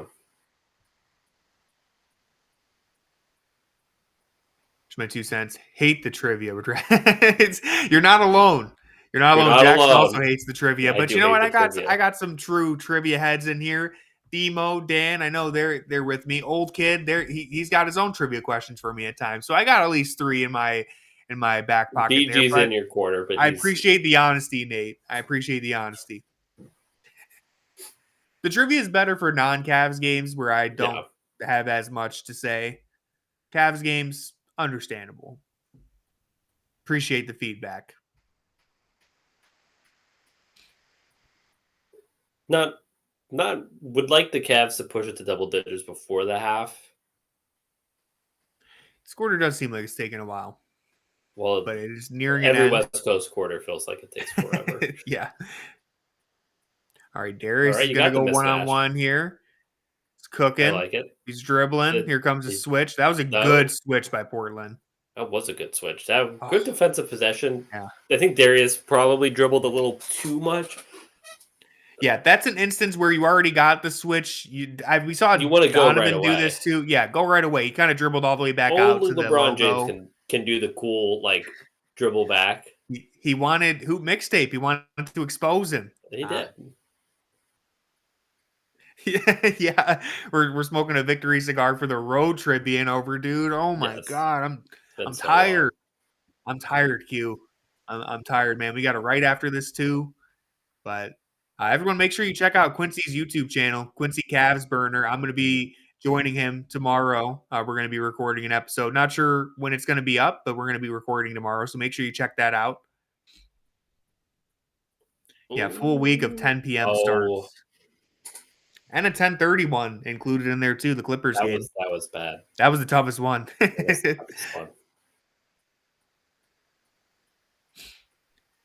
were all tough. Yeah, I'm trying to think of which one wasn't tough. Well, we split the streams, which made it a little bit easier because then you could get some writing done during the garbage time stuff. But yeah, and they always tip off 10 minutes late. At least I'm used to that now.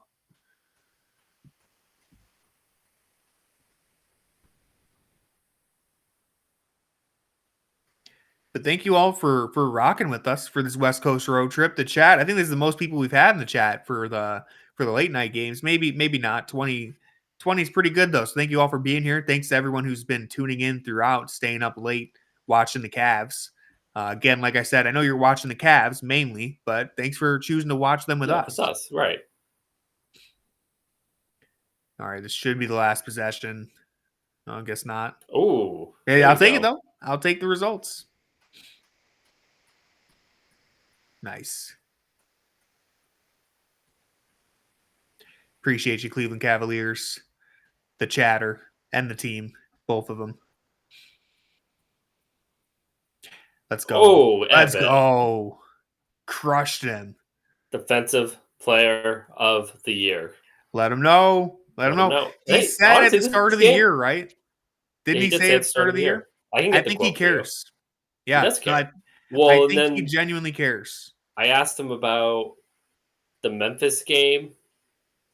Before the Memphis game, the first one that was at home, and that was right after Wemby got hurt, yep. And he was like, "Yeah." I was like, "Oh, so does this game mean anything?" He was like, "Yeah, it does." And you never know what Mobley actually believes, but then you see him go out and just really try, and I don't know. I wrote it all up somewhere on First Word if you wanted to use those, but this would be a good game. We were talking about the This is perfect. Defensive player of the year stuff. So I'll leave that for you to write up. Focus on his defense. Because I have to write something about this game too.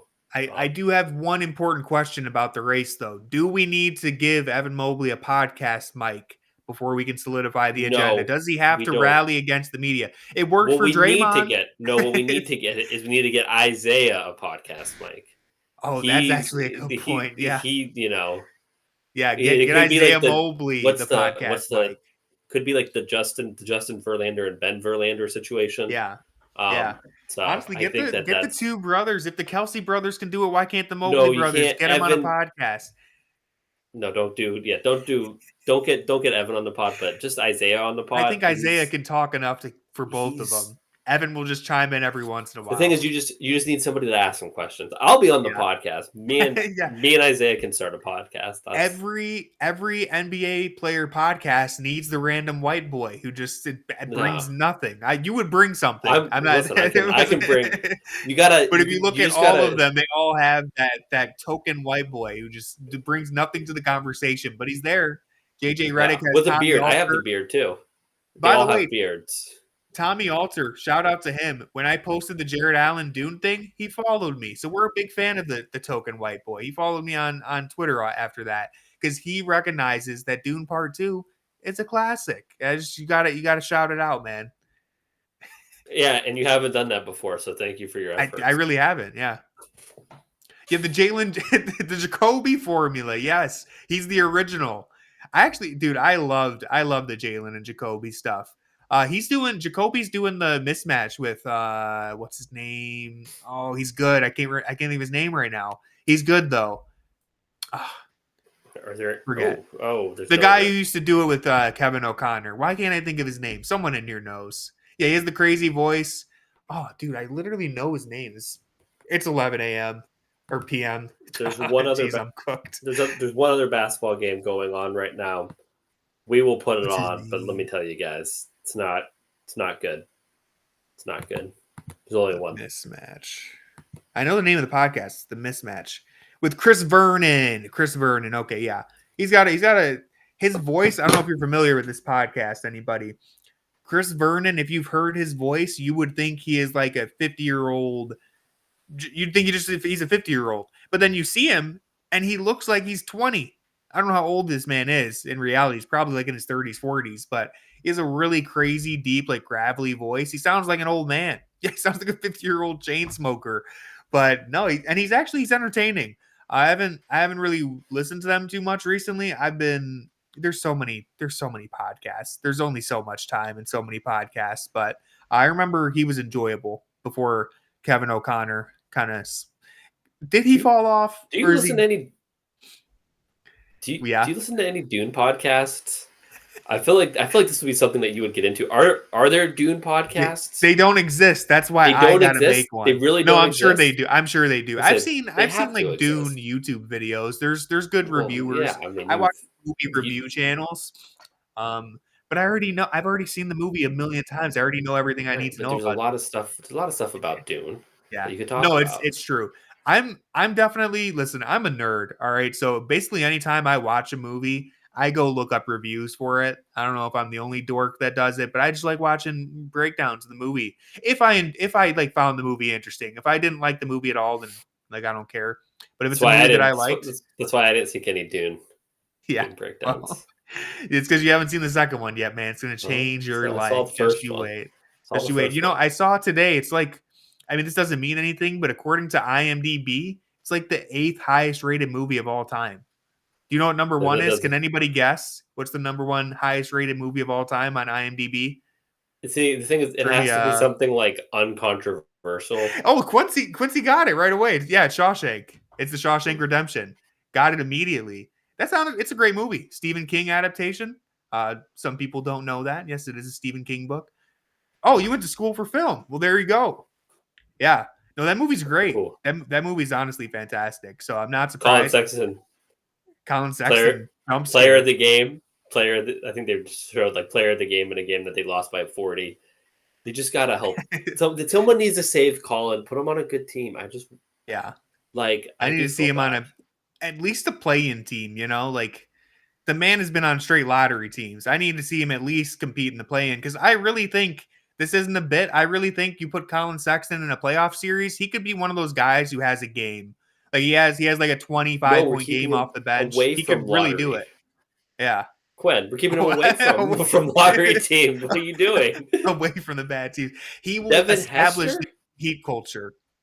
Oh, wow. Why is Devin Hester here? Is it? Did you like Wonka? Nate, here's the thing.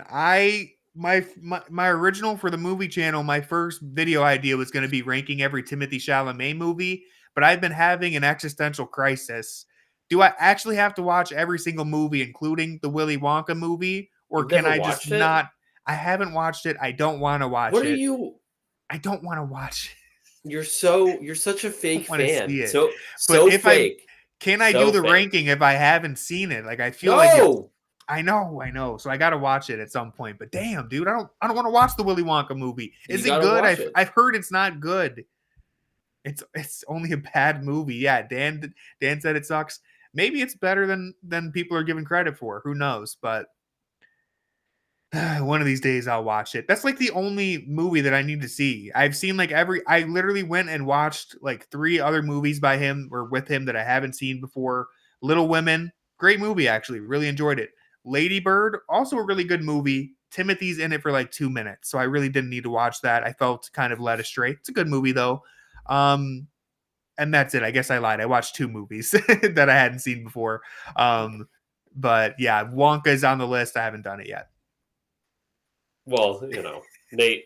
Strong pro-America capitalist themes. The Wonka movie. I thought it's the opposite. I don't know. The last time I saw a Willy Wonka movie, I was like, didn't even know what capitalism was. Well, I mean, this is the Bug's Life situation. Anyway, yeah. Yeah. We'll talk about that some other time. We'll save that for Nate's another previous stream. question: what has allowed Evan Mobley to level up besides just his shooting? Ants, is that the movie? Whatever. That's not Bug's Life, but there is another movie called The Ants. That's like, aren't they both like that though? I thought I don't know. I don't remember much from Ants. I don't remember much. Moral of the story is, yes, there is no moral of the story. Yeah, I was like, where's he going? I just wanted to transition back to that because Nate had a good Nate had a good question, and I wanted to get to that. Yeah, what are the more underrated aspects of Mobley's like what has allowed him besides just shooting the 3-ball better? Yeah. I would point to his ball handling. I think his ball handling has leveled up, and that's kind of allowed him to get to places on the court where he couldn't previously. So is that more of an opportunity thing? Is that more of a just leveling up? I think he's done a good job, and you've detailed this in the past when you've maybe you've overstated it in previous years where you're like, Evan Mobley is improving. You guys are just wrong. And there's little signs, guys. Yeah, he just kept gradually improving 2% year over year in every aspect of his game. And I think you're just kind of seeing that when you come in as a good finisher around the rim and then you just level up just a little bit for 4 straight years, and then you add in leveling up in other areas and then being in a better system that allows you to showcase those skills more, it's going to all kind of come together like it has. Yeah. And building on that, I think another thing that it goes hand in hand with the ball handling, he's genuinely gotten stronger, but not only has he gotten stronger, because I think last year he added on some muscle too, but he still played like he was a skinny guy. This year he's added the weight and he's starting to play like he's got some muscle to him. And so when you talk about the handle, it's improved, but he's also, getting to his spots on the floor. He's putting his body into people and not allowing, when he's trying to get to the rim off the dribble, he used to take that first bump, pick up his dribble, and then do a post hook or pass out of it. Now we've seen times where he takes that first bump, lowers his shoulder, bumps a couple more times, gets all the way to the rim, and that's just a more efficient shot. You're more in control, you're more balanced, and you're getting to the free throw line at times with that too. So that's been a big change. And again, I think just the fact that he's playing like a big person shows that he is more confident.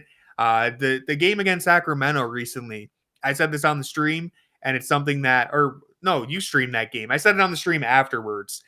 Evan Mobley, that game, that was the first time I've ever seen him. I know you said not the 3-point shooting, but that was the first time I've ever seen Evan Mobley visibly disrespected. Like, he looked visibly annoyed that the opposing team was not guarding him. And he was like, I don't know if he was literally clapping for the ball, but it looked like, okay, you're leaving me open. Give me the ball. I'm going to shoot 10 threes until you start guarding me. And they did. They had to double team him after that. Whereas in the past, it was like, oh, I'm open for a 3. I guess I have to shoot it. Against Sacramento, it was like, oh, you're leaving me open? Give me the ball. Darius, Donovan, give me the ball. I'm shooting this because they're not guarding me, and I'm going to hit it every time until they come out here. It's just a whole new mentality that has gone hand in hand with the gradual improvements to his finishing at the rim, the playmaking, the ball handling, even just the processing speed. I think shot selection has gotten better. You don't see him take these weird, awkward like fadeaways anymore. Those are like out of his game. Now, if he takes a fadeaway, it's very controlled and like poised. So there's a lot of things that he's improved at. It's really a full-on developmental leap from Evan Mobley.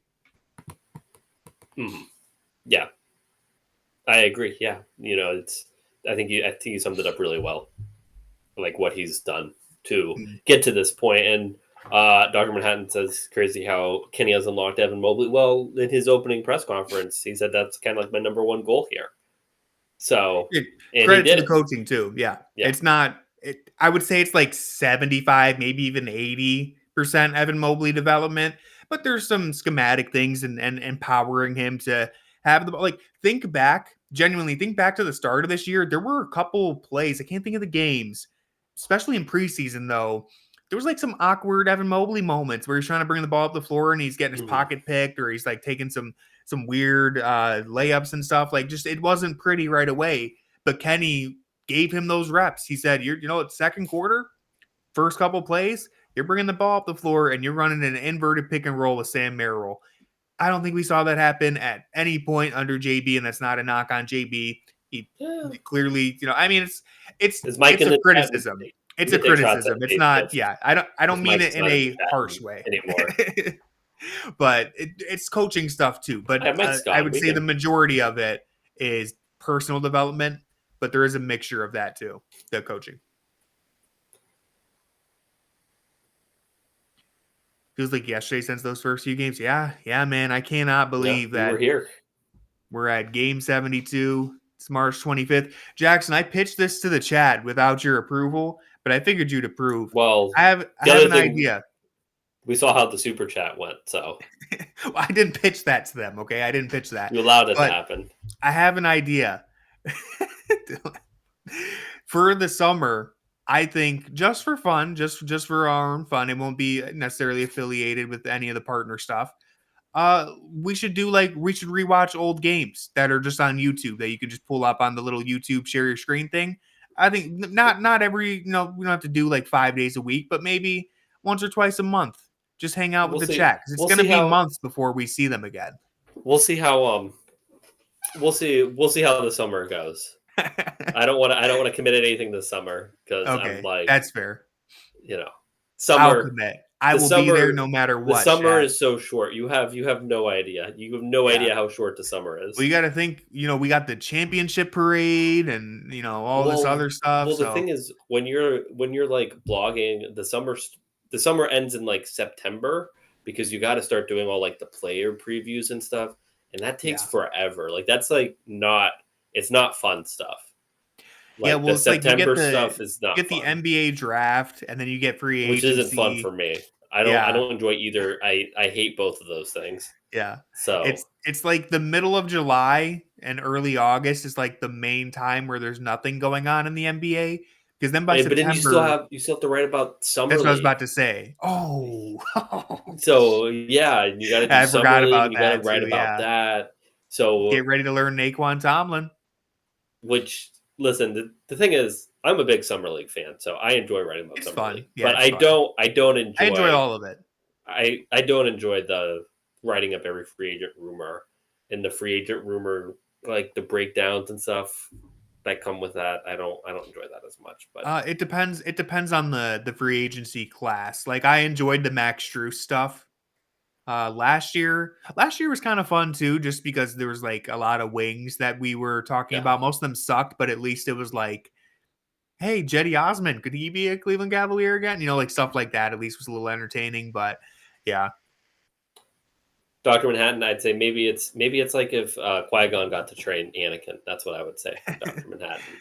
Also, before I forget, Cleveland Cavaliers, that might be the greatest thing you've ever said. I think it should be the other way around. We should get longer summers. I mean, climate change is kind of helping us out there. Some would say that's not a good thing. I would agree with you. But Cleveland's a good place to be.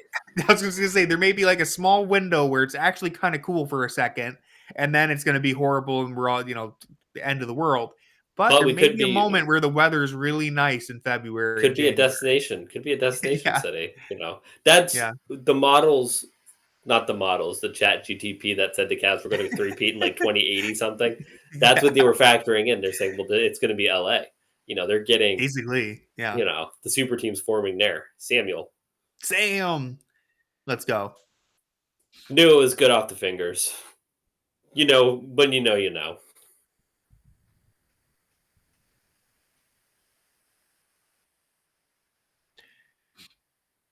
I have a Star Wars question, but I'll wait till timeout because I want to try to focus on the game. I do have a Star Wars question though. Oh, Mobley. Speaking of awkward moments. Whoa. Whoa. Oh. Man, that was a basketball play. That was a fast break, all right. There's nothing more ugly than a bad fast break. I think that's just it's one of those things that I find like really ugly where it's like, that's like I don't want to see that. Hey, that guy was wearing a Baby Yoda shirt, but there was two of them. Oh my. This is here we go. Okay. Could be interpreted as the opposite of pro-capitalism, as you say, because of the monopolists who try to stop Wonka. But I think it's the dichotomy of crony capitalism and market manipulation versus true free markets. Consider it from this perspective. Wonka arrives on a boat as an immigrant to pursue the American dream via free market capitalism, parentheses, starting his business. When imprisoned, he trains a dog to do the labor of the serfs, Industrial Revolution, in the basement. Later, he utilizes the diverse skill sets of the serfs to carry out the plan. You're speaking of the Munchkins right now, right? Finally, when the monopolists are defeated, the community benefits. Oh, who are the? Okay, we'll have to get into the socioeconomic. Well, he has to watch the movie first. Yeah. Right? I didn't know he was ever imprisoned. I didn't know Wonka. Listen, these are all spoilers. Yeah, watch the movie. Oh well. I was gonna ask if that was Chat GPT or if you just genuinely dropped that take. If you dropped that take yourself, shout out to you. Respect. I appreciate the context.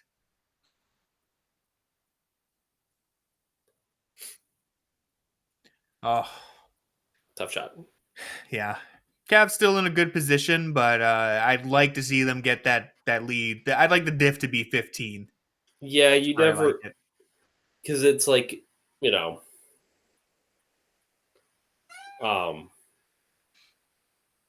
never like being a run away from like not having control of the game. Yeah. So you are in a situation where this is kind of where the Cavs were against the Jazz, where like, if you do go, like you could have a game-ending avalanche. Kick out. See, I don't like that because Evan Mobley and Jarrett Allen both have 2 feet in the paint, and you kind of only need one of them. But that's an issue that they've always had. At times, it's not like a glaring issue, but they both have those instincts to protect the rim. And when they're both on the court, one of them has to understand that they don't both need to be 2 feet in the restricted area. Right. We've been talking about it forever, literally. Yeah, we've been talking about it since this pairing came to be.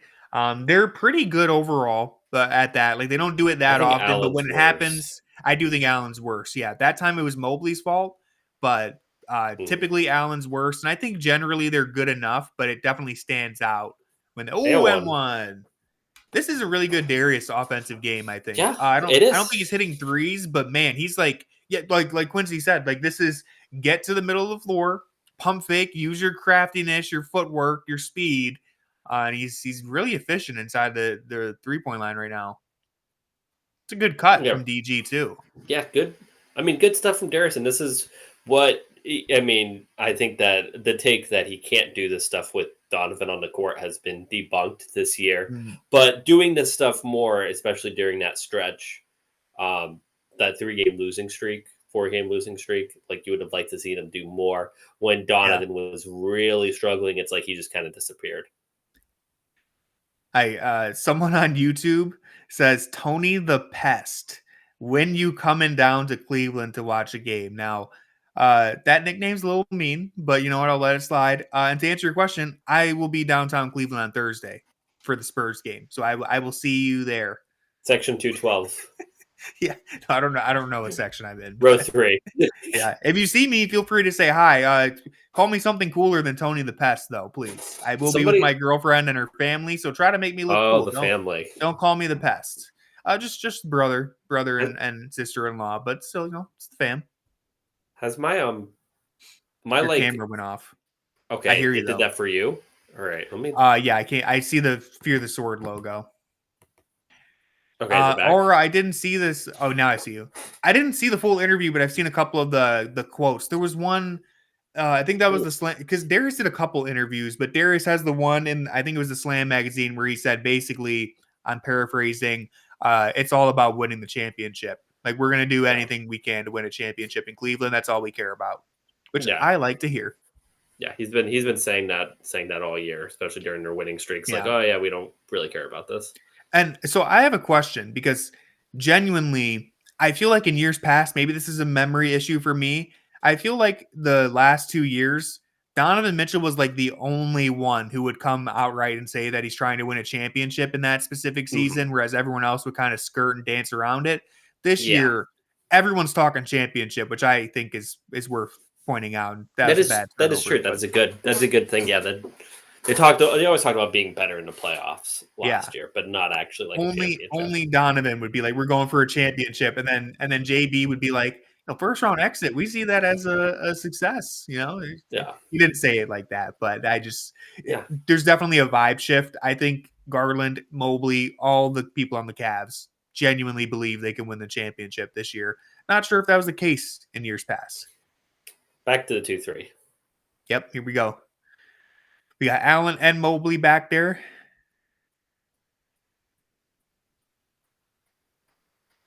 Ooh. Bad foul from Max Strus. Honestly, surgical ball movement from the Blazers. They broke down that zone right away. That was good. You drew two to the ball at the top, passed it to the wing. Denny penetrated. Mobley steps up. Allen steps up, and then boom, the dump off. And Max with a really unnecessary foul there. Those always happen when you let something happen that you shouldn't have let happen. It's natural to try to like clean it up right away. Yeah. And you're just going to do something stupid. So I would say that's what happened. Yeah. Your Star Wars question. Oh, yes. Okay. So is this person in the chat the person who is tagging us asking about Star Wars? Is that a chatter? Azura Films? Is that Dr. Manhattan? No, on Twitter. Sorry. No, I have no idea who that is. Their ad is Azura Films. Okay, I wasn't sure if that was someone in the chat or not. I do not know who that is. If it's somebody in the chat, please say something. Yes, reveal yourself. We've gone. I was just curious. We've gone Azuma Films. Sorry, Azuma Films. I think we've talked about it on the pod. I think. Yeah. Well, yeah. They okay. So I'm looking at it now, just for the context. They replied to your Star Wars tweet, and they tagged me in it with a question about Star Wars, which I don't know why I have not seen the Star Wars movies, so I have to get back to that. So but that's or definitely not the Star Wars TV shows. Oh man, I've seen Phantom Menace with Jackson last year in theaters. It's the only Star Wars film I've seen. I have to be sitting next to him for him to watch a Star Wars. That's worse. I've learned that there are very divisive opinions on the Phantom Menace. Jackson, you're a fan of the sequel trilogy. It's called, right? I'm a fan of the prequels. The prequel. Sorry, I'm a fan of the prequels. Sorry, that's the prequel. I do. I will stand those, and then The Last Jedi is peak, but I'm not a fan of like 7 and 9. So, we'll see 7 and 9. That's the sequel trilogy. Yes, Okay. So it's the original trilogy, and the old ones, and then there's the sequel or the prequel trilogy, which I've seen the first one with Jar Jar Binks, and then there's the 4 is the best standalone movie. Is that what you say, Jackson, too, or you're close to that? I don't know. Whatever you want to say. Yeah. I mean, they're listen, plenty of them are good. They're all good. They're all good. You can. I'd like to clarify, except for 7 and 9, as I just alluded to. I'd like to clarify, not a Star Wars hater. I haven't avoided the movies because I hate them. I just have not taken that journey yet. And we have to watch the we have to watch the Dial of Destiny too. We don't even. I don't even like Indiana Jones, but we talked about it. We talked about it when you were going through them. So I literally the summer that Dial of Destiny came out or was about to come out, I rewatched all 4 Indiana Jones movies in preparation. I was like, man, Indiana Jones is awesome. It's been like 2 years. I still haven't seen Dial of Destiny. I just never ended up seeing it. I just forgot about it. I still haven't seen it. But yeah, I mean. Well, I mean, Dune is just. Here we go. I don't see a lot of I don't. Jackson is a Dune hater. Like, I just don't see. They're I'm telling you, they are. It's inspired by Dune. I haven't seen Star Wars enough to give you the info. It is. It really is. It's not inspired. I can tell you all the stuff that's inspired. It's not inspired by Dune. Like Jackson, it's nothing. It's not inspired erasing by Dune. History. No, it's literally not inspired by Dune. Like that's the whole thing. Okay. Let's focus on Cavs basketball. Do you know how many books I have? Do you know how many books I have about the making of the original Star Wars movie? At no point in those books does it say it's there's a lot of similarities from what I've heard. Japanese samurai movies are a very big influence on Star Wars. I didn't know that aspect. I know there's at the very least there's a lot of similarities though. Okay. There are similarities because they're both space. Yeah. I mean, they're both space films. They both have empires, and they both tell similar messages. Skywalker is very similar to Paul. Sure. Okay, let's try to focus on this game because the Cavs have given up this lead. It is a 2-point game now. Yeah, well, they never really had a lead. They were up. Were they up 10 at one point? I think was the most, but they were up 8 at halftime, I believe. Oh, Darius dishing out the punishment this time around. Those are your favorite fouls. Well, yeah, but that's it. But no, that's Darius hitting someone else in the face. Is interesting to see. He's on the right side of a face strike. No, Dan's right. Western World War II film reels. That's the whole end battle of the first one. It inspired by like serials from the 30s.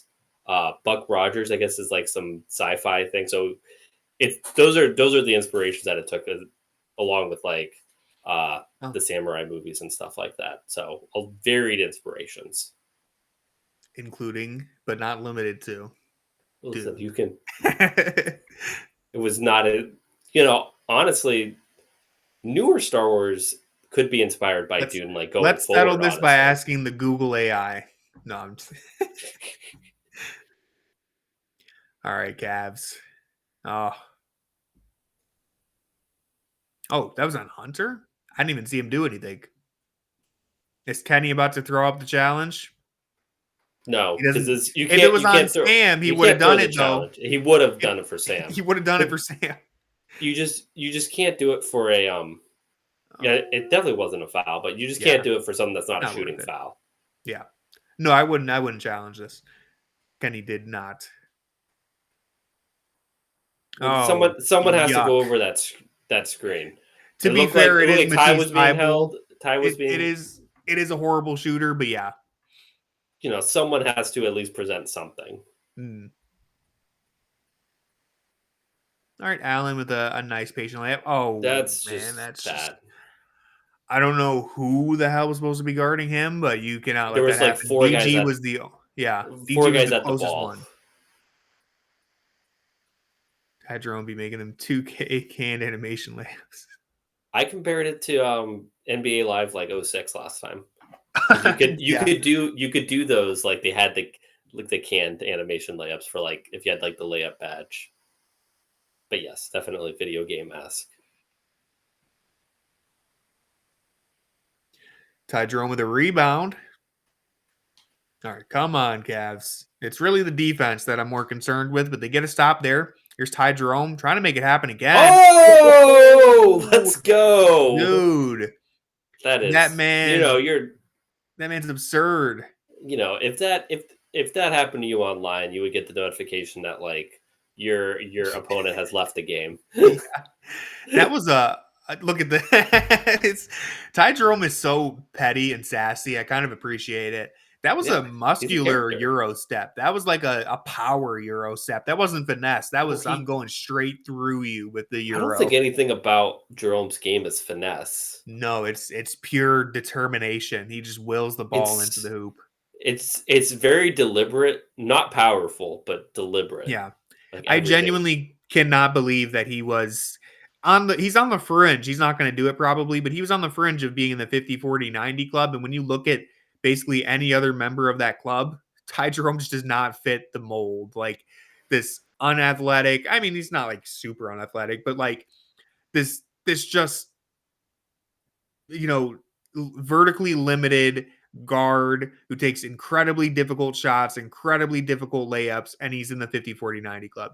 I mean, Kyrie takes incredibly difficult shots. But Kyrie is like a freak of nature with his balance and his That's not a freak of nature. He might be. He might actually be. Maybe I'm disrespecting him.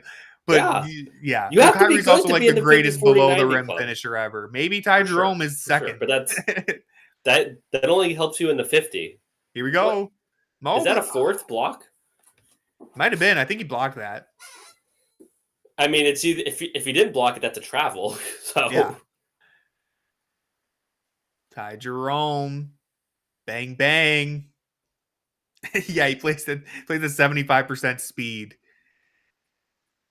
If Ty Jerome was 6'8", he would be in the Luka conversations. We missed a whole possession thanks to FanDuel. The only difference between Luka and Ty Jerome is the height. Oh, I'm joking, but yeah. Good extension from Mobley right there. I wish he would have finished it, but it was nice. Luka does have the step back. Yes, that's true. Evans, he's funny. Yeah. Hey, he's so quiet in every other aspect, but that one soundbite you can get from him. That's like the one that you can get. He's like a tennis player. Yeah.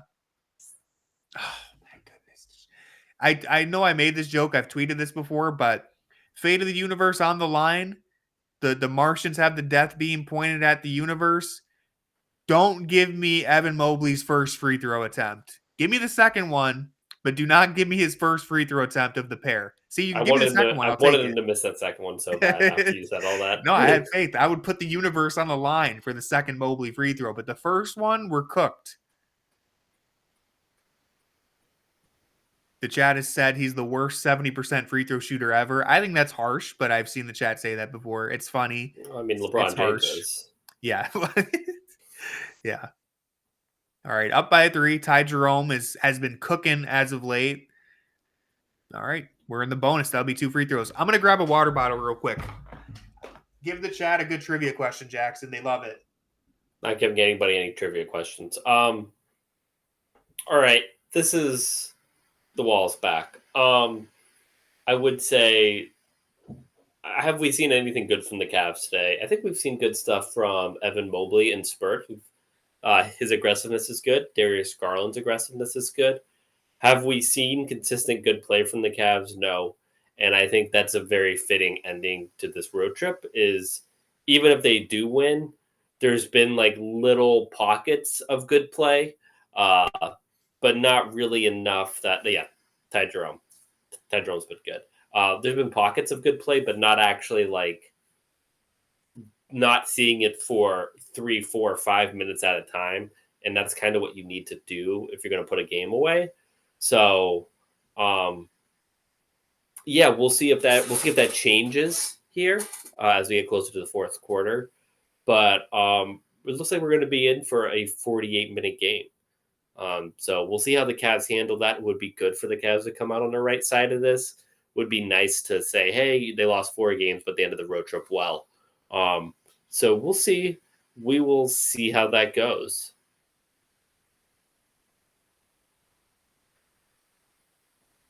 Yeah, certainly need to get some defensive stops. The defensive process hasn't been phenomenal. Evan Mobley's been phenomenal, though.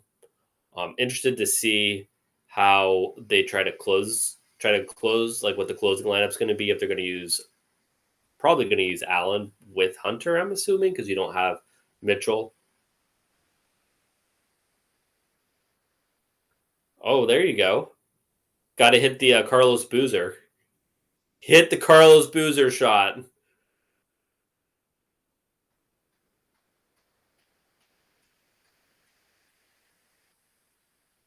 $500. That's not bad.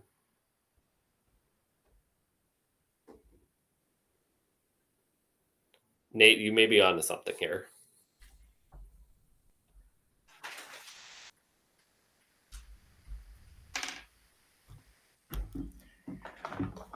They need to score more points than the other team. I don't know about that, Nate. I don't know. I'd have to think about that one. The diff is the most important thing. So whatever you can do to get the diff in your favor, if that means score more points than the other team, then that's what they're going to have to do. Apparently, the Cavs have the diff because Dan Gilbert's a big fan of the diff. He loves the diff. So that's a Dan Gilbert thing. It doesn't bother me, genuinely. People make a big deal out of it. It doesn't bother me. It's fine. I like it. Who cares? Yeah. Like, the scoreboard should be giving you helpful intel. That's helpful. Why not? Hey, guess what? If there's someone out there who genuinely can't figure out, what an 18-point deficit is very quickly, I think just put the diff there. Who cares? I think it's easier just to look at it. It's easier. It's fun. Like, listen, if it's like a 1-point game, then the diff looks stupid. But if it's like 15, 16, it's like you just look at the diff. Bam, got it right away. We joke about the diff, but you miss it when it's not there. You start carrying the one, doing all this math, because the Cavs spent most of the year up by double digits. So the diff isn't necessary when it's a close game. And there's some numbers. These 28-point deficits. You're like, wait, how much are they up by? There's some numbers that aren't easy to do in your head. All right, I'll be the first one to say it. And there's some numbers that look closer. Like sometimes it's like 7. Yeah. I feel like 110. 89 looks like it's closer to me than it should. You know what I mean? Because you're like, it might look farther to me than it is. Some of them seem further. Fair. There you go, Ty. The Ty Jerome show. This man is he's the diff right there. But no, like 8 and 5 don't add up easily to me. I know what it is, but like if I gotta add an 8 and a 5, I get a little confused. 7 and then well, 7's pretty good with most numbers, but you get my point. Listen, I was good at math in school. Let the record show. But the diff helps me out. We got a full typhoon right now.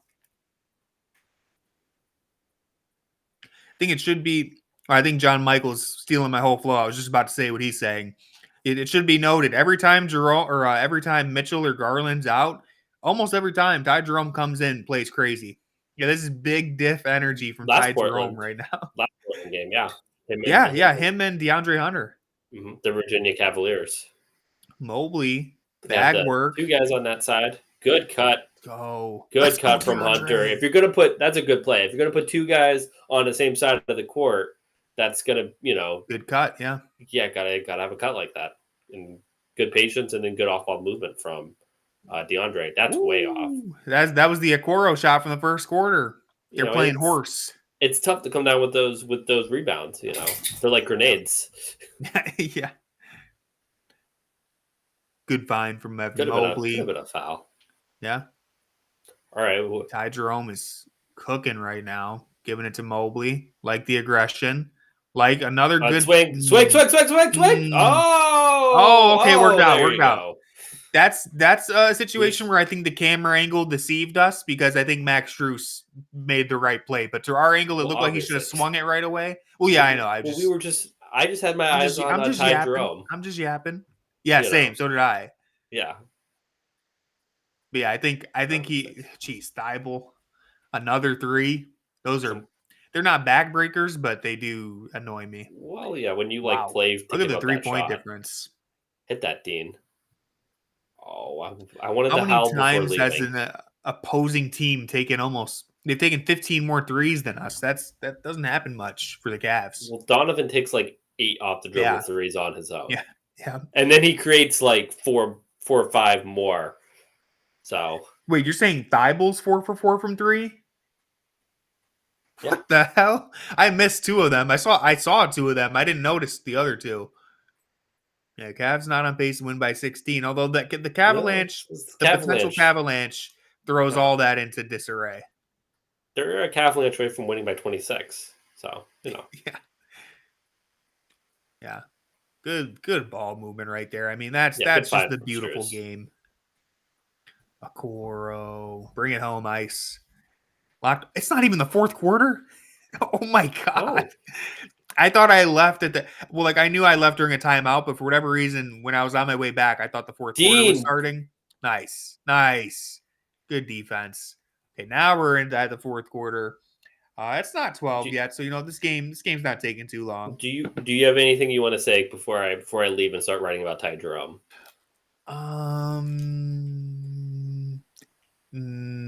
I have a trivia question for you if you want to go out with your pride.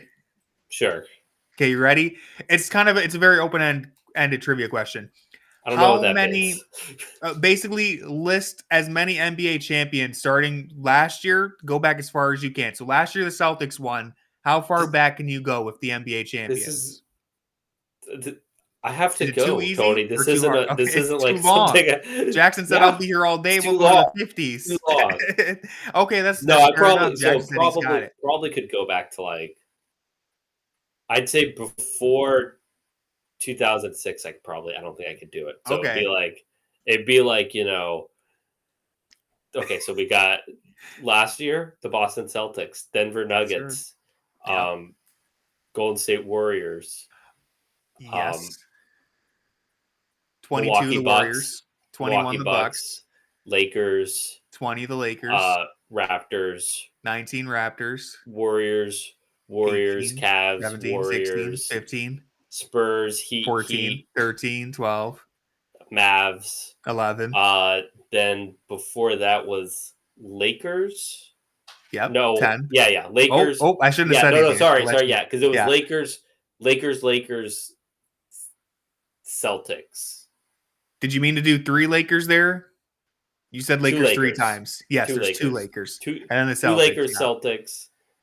The 7 was the Spurs because the Cavs lost. 6 was not the Spurs. Ooh, he got caught up. There you go. You made it pretty far.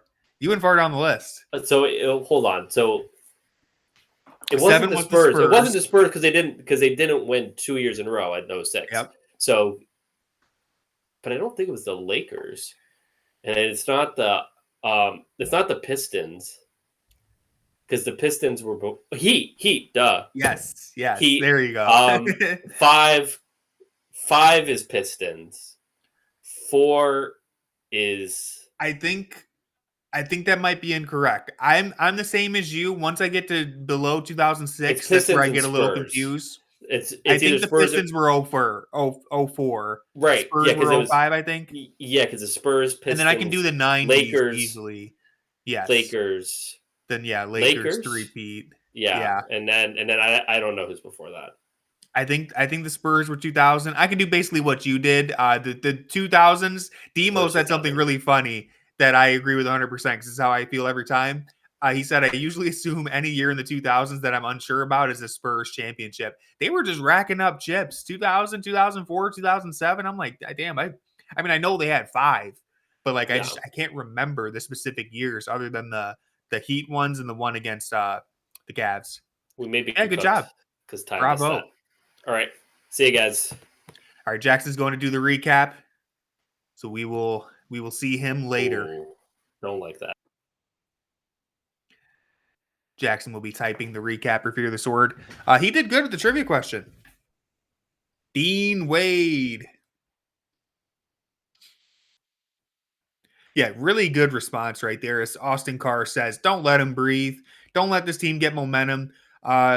We talk about it all the times when the Cavs are losing games, but this is a young team on their home floor. if they get officially over the hump and either tie the game or take a 1-point lead, momentum is a very real thing. But if you manage to keep them at this 6-point, 4-point deficit, eventually it gets overwhelming. It's this relentless pressure that you're applying on them. So hopefully, all this pressure, it'll cause them to crack at some point. But right now they're staying in it. Yeah, I mean, opponents are shooting crazy. I think I checked before the Utah game. 5 straight games sans Utah with opponents. Yeah, I checked before the Utah game during that 4-game losing streak. Opponents were shooting 45% from 3 against us. Let's go, Evan Mobley. Apollo is over here shaking and scratching, trying to get a comfortable spot to lay down. He thinks this game's over. He's seen all he needs to see. Thibault, give me a break.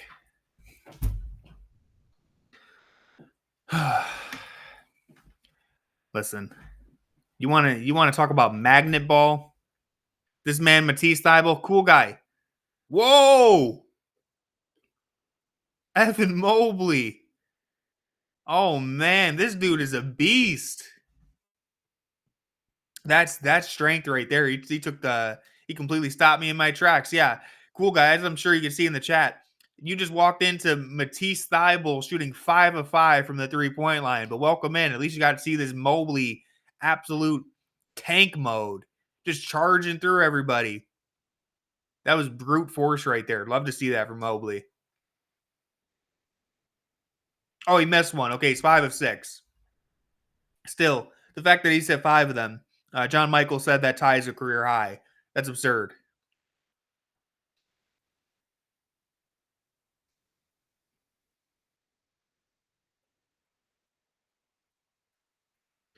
This is a good contest right there. Got to get the rebounds, though, Cavs. There we go. So, whoa. Okay, I was about to say, god damn. Donovan Clingan's over here clotheslining Dean Wade. I was just about to give Dean Wade credit, too. That was a really good box out on Dean Wade boxing out Donovan Clingan. This should be reviewed, I think. It's this right there. Okay, I mean, it's bad. I'm fine with play on, though. It's bad. It was dirty, but I'm fine playing on. It's not that big of a deal. But yeah, that was crazy. I didn't hear the whistle either because I have my stream volume low, so that's why I freaked out. I was like, they just not call that? Oh, dude. I mean, we're still winning, but this is ridiculous. I know that was an open 3, but like, come on, man. Guys are supposed to miss shots every once in a while. I am happy for Scoot Henderson, though. I don't want him to cook the Cavs, but I'm glad he's balling. Ty Jerome with a floater. 25 points for Ty Jerome. It's laughable. It's honestly laughable what this man does. Every time Darius or Donovan's out.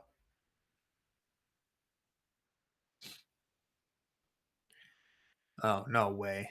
Okay, Ty. Oh, man. Quincy, 100%. I agree. That his vlogs in the bubble, those were elite. The Thibault vlogs, that was honestly really cool. I loved watching those.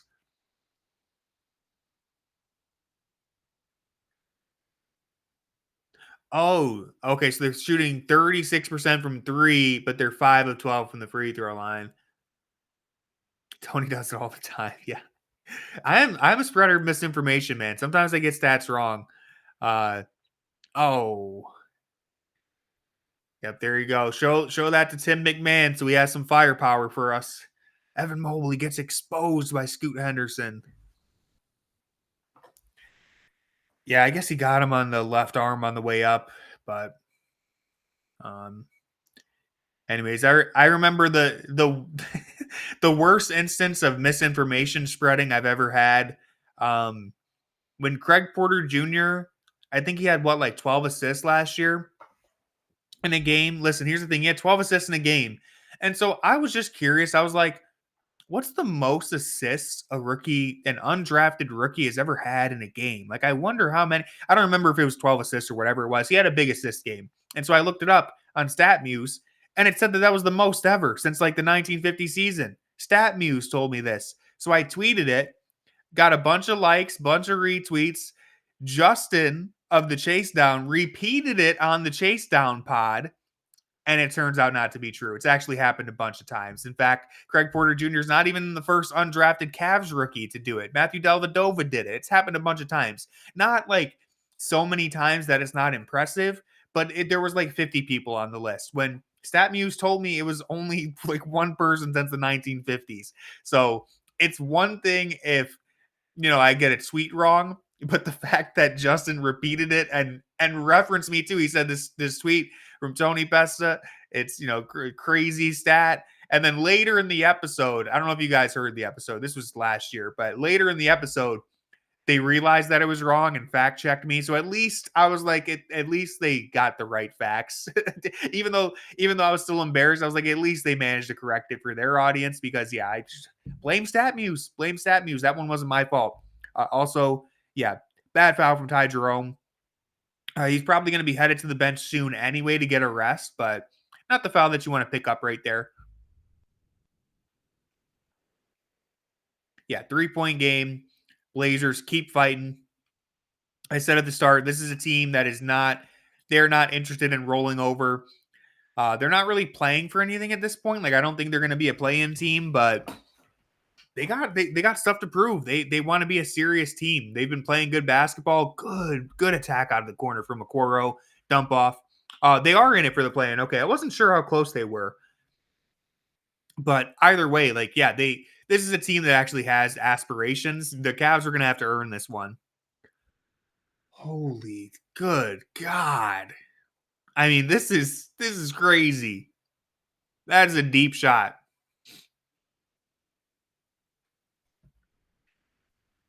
All right, DG. We might need clutch time DG to show up. We might need clutch player of the year. Allen. Let's go, Jarrett Allen. He's had a couple big drives here at the end of the game. Good stuff.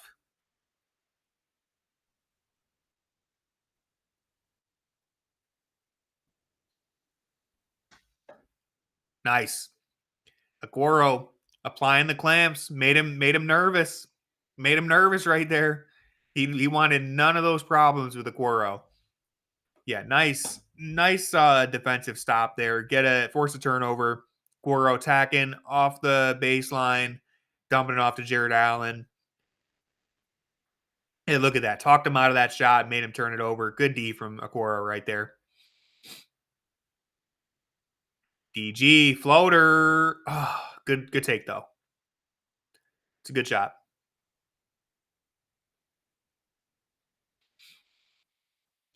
All right. Oof. Yeah, Avdia has developed into a really nice player. That's a tough move because Dean Wade played that pretty strong.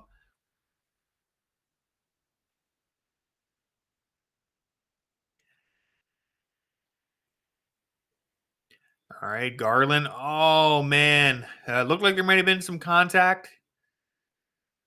All right, hey, well, it went both ways at least. So at least we got that, right? Darius took a lot of contact, so did Sharp.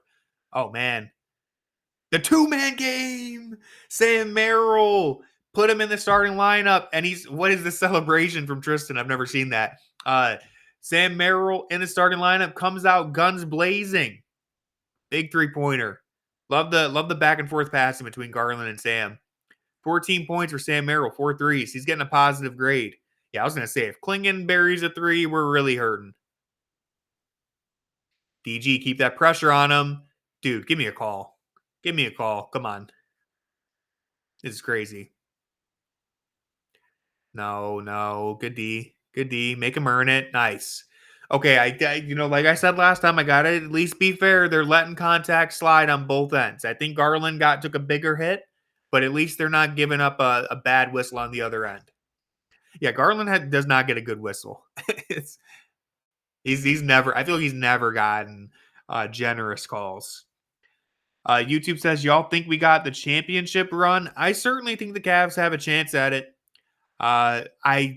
Listen, the top three, Boston, OKC, and Cleveland, they're also good. There's really no glaring weak point on any of those three teams. So I think we're in the right. We are in the race for sure. It's going to be a hectic and chaotic and just really a brutal playoffs for every team, like OKC, Boston, Cleveland, whoever ends up in the finals against each other or in the conference finals, like it's going to be a bloodbath. Those are 3 elite teams. I just hope everyone stays healthy and we get to see both those or all 3 of those teams play at full strength. Also, we didn't talk about this today. I know the chat mentioned it before we started, but Damian Lillard, awful news. That sucks, man. Blood clot. I don't know what the timeline is. I'm assuming he's done for the year, though. I didn't see the full report, but that sucks. I mean, that's what 3 straight years now for the Bucks. Like I know Giannis, it's Giannis for the 2 years. Giannis last year was out for the playoffs, and then the year before he was out for the playoffs as well. They haven't had a fully healthy playoff run since winning the championship. And so I would hope at the very least that this year, even though they're not really on the same tier as the other contenders, you at least want to see what Dame and Giannis can look like together at full strength. But looks like we're not going to get it, which is very unfortunate. Yeah, they're kind of on life support now. Like, I don't know. Brook Lopez is only getting older. Damian Lillard's only getting older.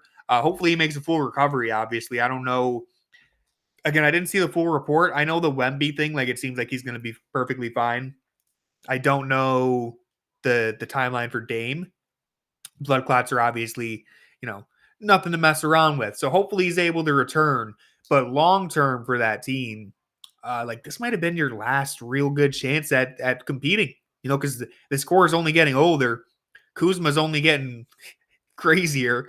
And the Kuzma experiment has kind of it started off okay, and now we're seeing why Kyle Kuzma was available in the first place. Did you guys see that 360 layup he tried to do yesterday against Phoenix?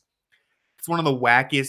That's like one step removed from Andre Drummond throwing the ball to himself type of shot. Let me see if I can find that for you guys. I'll plug it in the chat. I think I liked it on Twitter, so let me look at my likes. Did I bookmark it? Let's see. Maybe I bookmarked it. No, I don't think I bookmarked it.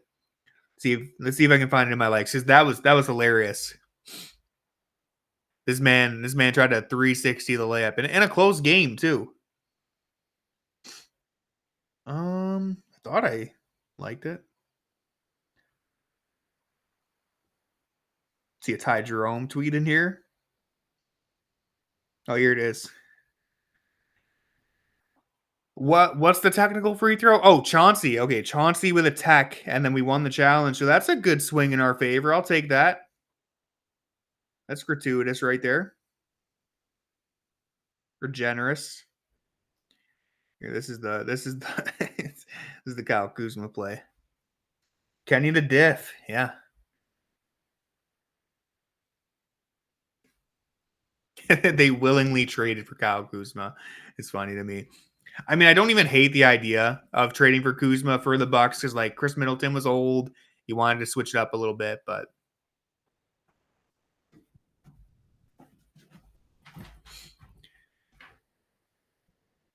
DeAndre Hunter giving it up to Sam. Oh, Okoro, Darius. Hey, that's a Steph Curry finger roll. Let's go, DG. That was sweet. Over the contest. He threw that up there to the shot clock. Yeah. Dude turned into a fidget spinner. Yeah. Kyle Kuzma turned into a fidget spinner. Allen with a nice save. All right. I'm feeling good now. I'm feeling good. I think the Cavs are about to put this one away. Let's see. DG. Here we go again. High screen with Allen. Attacking the drop. Hesitation. Off the glass. This is the closer right here. See, this is unfortunate because I feel like Darius does his most damage in like the 2 to 5 minute range. So he doesn't get like the clutch player of the year recognition. But he just closed the game right here. Like, I know clutch time technically starts at the 5 minute mark. So we only got like one possession. But he just puts the game away. He literally closes the game. That hesitation. Well, first off, that floater is nasty. Donovan Clingan is a big dude. He's a great shot blocker. But then the previous play, they didn't show the replay. DG attacking the drop, hits Donovan Clingan with that hesitation move, gets him to pause just for a moment, and that's all DG needs to burst to the rim, laid up off the glass. So sweet. I don't know. I haven't seen the box scores. I don't know how many threes Darius hit in this game, but he is carving it up inside the paint. Good point, Demo. It's not completely over yet. It's not over yet. I won't get too carried away. But I feel very good about this game right now. I was a little concerned throughout certain stretches. Right now, I feel like they're putting this away. TG spin move. Woo-hoo-hoo-hoo. This dude is cooking. Darius is on fire. This is as deep in his bag as Darius ever gets. This is doing whatever he wants on the court right now. 25 points for Darius. So yeah, Old Kid says DG is 1 of 2 from deep, Quincy. So he's only taken 2 threes. He's got 25 points, 10 of 15 shooting. I mean, this is, you said it, this is like a Chris Paul, Steve Nash type of game from DG. This is some 2000s era point guard play. How many assists does he have? Who's the favorite for clutch player of the year? I think it's still Jalen Brunson. I don't know what how many games you have to play to win clutch player of the year, if you need to hit the 65 game mark or not. But I think Brunson, yeah. Well, listen, I'll just say every podcast that I listen to, anytime they mention clutch player of the year, they're basically just handing it to Brunson. So does that mean he's going to win it? I don't know. I don't know how many of those podcasts have a vote, but Brunson seems to be the popular pick. Trae Young is the other guy that I hear about a lot for that award, which, makes sense. Trae Young, pretty clutch dude, but Darius definitely deserves recognition. This is a good Portland team. Like, this is a good defense. Portland, one of their, reasons for success is they've been playing really good defense recently. Okoro, look at the patience from my man Okoro. He caught it in the corner. They just threw a grenade to Okoro. That was basically a grenade. He caught that with 7 seconds left in the corner. Jarrett Allen with a nice strip. That was Okoro in the corner, didn't panic, pump faked, set his feet, attacked the closeout, drew in the help defense, dropped it off to Jarrett Allen. DG, here's a 3. Okay, we can't get everything, but Jarrett Allen, 2 big plays. DG, that's game. That's the kiss of death. Wrap it up. Good night, Portland. Good night, West Coast road trip. There it is. Kiss of death, DG. Blow them a kiss. It's all over. No more 10 o'clock games. Thank you. I don't have to write the player grades at 1 a.m. anymore this season. Darius made sure that this game would be over. Yeah, the Tristan Thompson net rating. Here we go. Quincy, the great thing about that losing streak, even though they went on that 4-game losing streak, the Tristan Thompson rating didn't swing the wrong way. I was worried that we would get blown out in a couple of those games and we'd get the bad Tristan Thompson minutes. Like, we're getting our asses kicked so bad that Tristan Thompson played 4 minutes. Thankfully, it didn't happen. We stayed in the positive. We stayed in the plus there. And so we might actually get some TT minutes. You might see at least 2 minutes from Tristan here. What an awesome 2-3 minute sequence from Darius Garland. And this is what we were saying earlier. Me and Jackson were saying it. Throughout this throughout this losing streak in the last 2 weeks of games, Darius has played good. He's been anywhere from okay to good most of the time. But recently, in this game, he just absolutely took the wheel. And that's what we wanted to see. It's cool when you're playing, solid, efficient basketball. But when Donovan's out or Donovan's struggling, we need you to take the wheel. And that's what Darius just did. I also love that Donovan Mitchell. Yeah, I love that he watches the games. And I'm telling you, if he wasn't an NBA player, he would be a part of Cavs Twitter or NBA Twitter in general. He likes live tweeting the games. You can tell he's always live tweeting whenever he's not playing. The man, he's just like us. You know what I'm saying? He would be a member of NBA Twitter. He said something really funny the last time he was out. Yeah, he would be a Bron Stan account. Yeah, the iconic photo of him wearing the Bron jersey as a kid. Yeah, good point, old kid. He's doing this on Kamara, like a good defender, a really good. Not only is he a really good defender, but he's a big, lanky wing defender. Who, if you think about who Darius Garland's going to need to play against in a potential series against New York or Boston, he's going to have to beat the length. Even against OKC, he's going to have to do it. So we've seen him do it throughout the year. Doing it to Kamara, pretty cool, in my opinion. Yeah, Twitter is hella weird sometimes. Listen, anytime you get a Stan account, you have to be ready for some potential weirdness or craziness. All right, there's some cool ones out there. There's plenty of cool ones, But anytime you get the Muse in the tag or the Stan accounts, just know some of them are a little crazy, and that's okay. That's all right. It's part of the game, but you gotta think about who you're talking to. If you get into an argument with Karis LeVert Muse or Knicks Muse or someone, like, you might just want to reconsider the argument you're getting into. I don't know why I threw a straight Karis LeVert. That was just the first player I could think of. I don't know if the LeVert Muse is even a bad page. Niang Muse. I think Niang Muse is one of the good ones though. I think they're pretty solid. Yeah, Demo. I don't think I blocked Nick Muse, but I did mute them because it's just constant baits. They're just trying to bait for engagement over and over again. They're not a real like a real Muse page. They're just trying to get into arguments.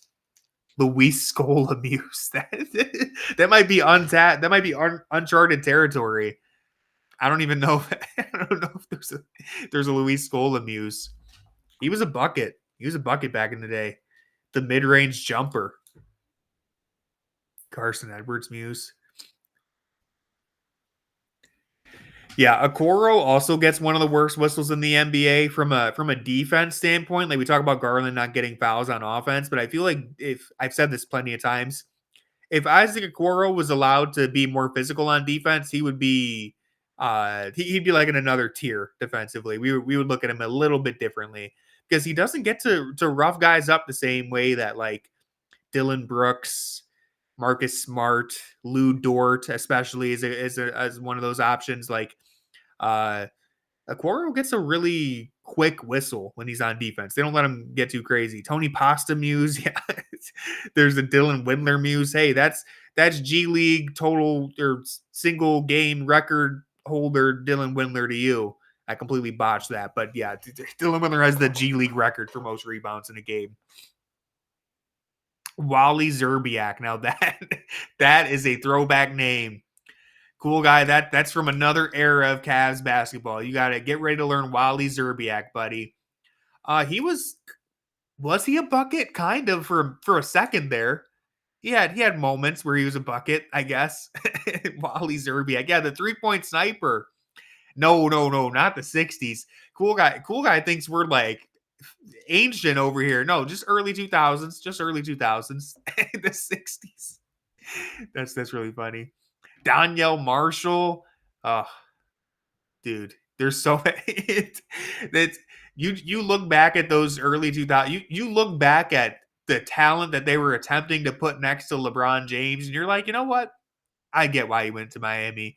I don't like that he did it. I wish he stayed in Cleveland. I mean, I really don't care at all anymore at this point. But like, I was hurt when he left. But when you look back at some of those names, you're like, yeah, you know what?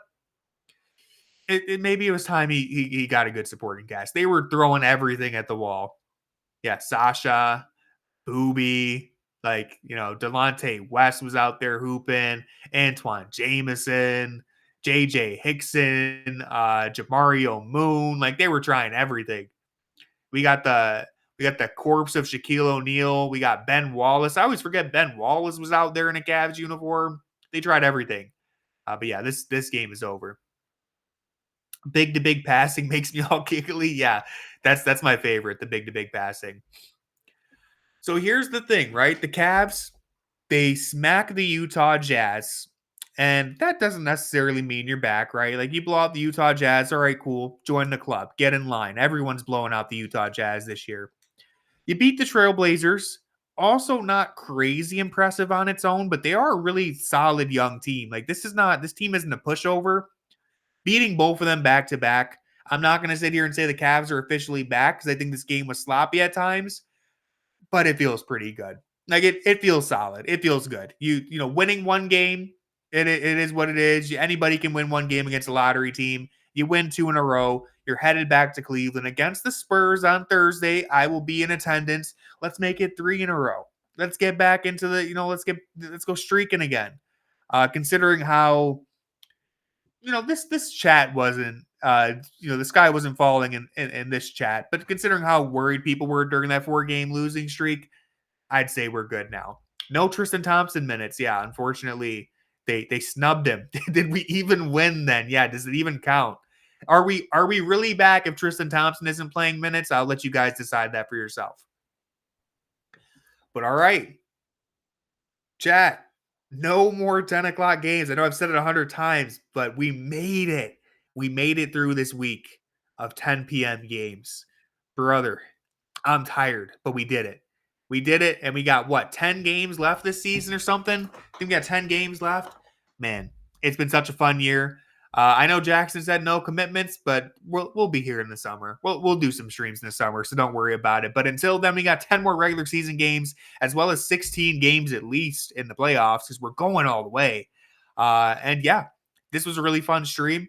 Listen, I wouldn't have made it through these 10 p.m. games if we didn't have the chat in here, bumping the entire time. So thank you to everyone who's here. I got to go because I got to write these player grades. I got to write a bunch of player grades. Jackson's doing the recap. So thank you guys for tuning in.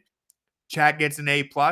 Make sure you check out Fear the Sword. We got content going up there. We got film breakdowns dropping. Make sure you check out Quincy's YouTube channel because I'm going to be over there tomorrow, Quincy CAVS Burner. And I think that's all I got to say. Enjoy the rest of your night. Get some sleep. Get your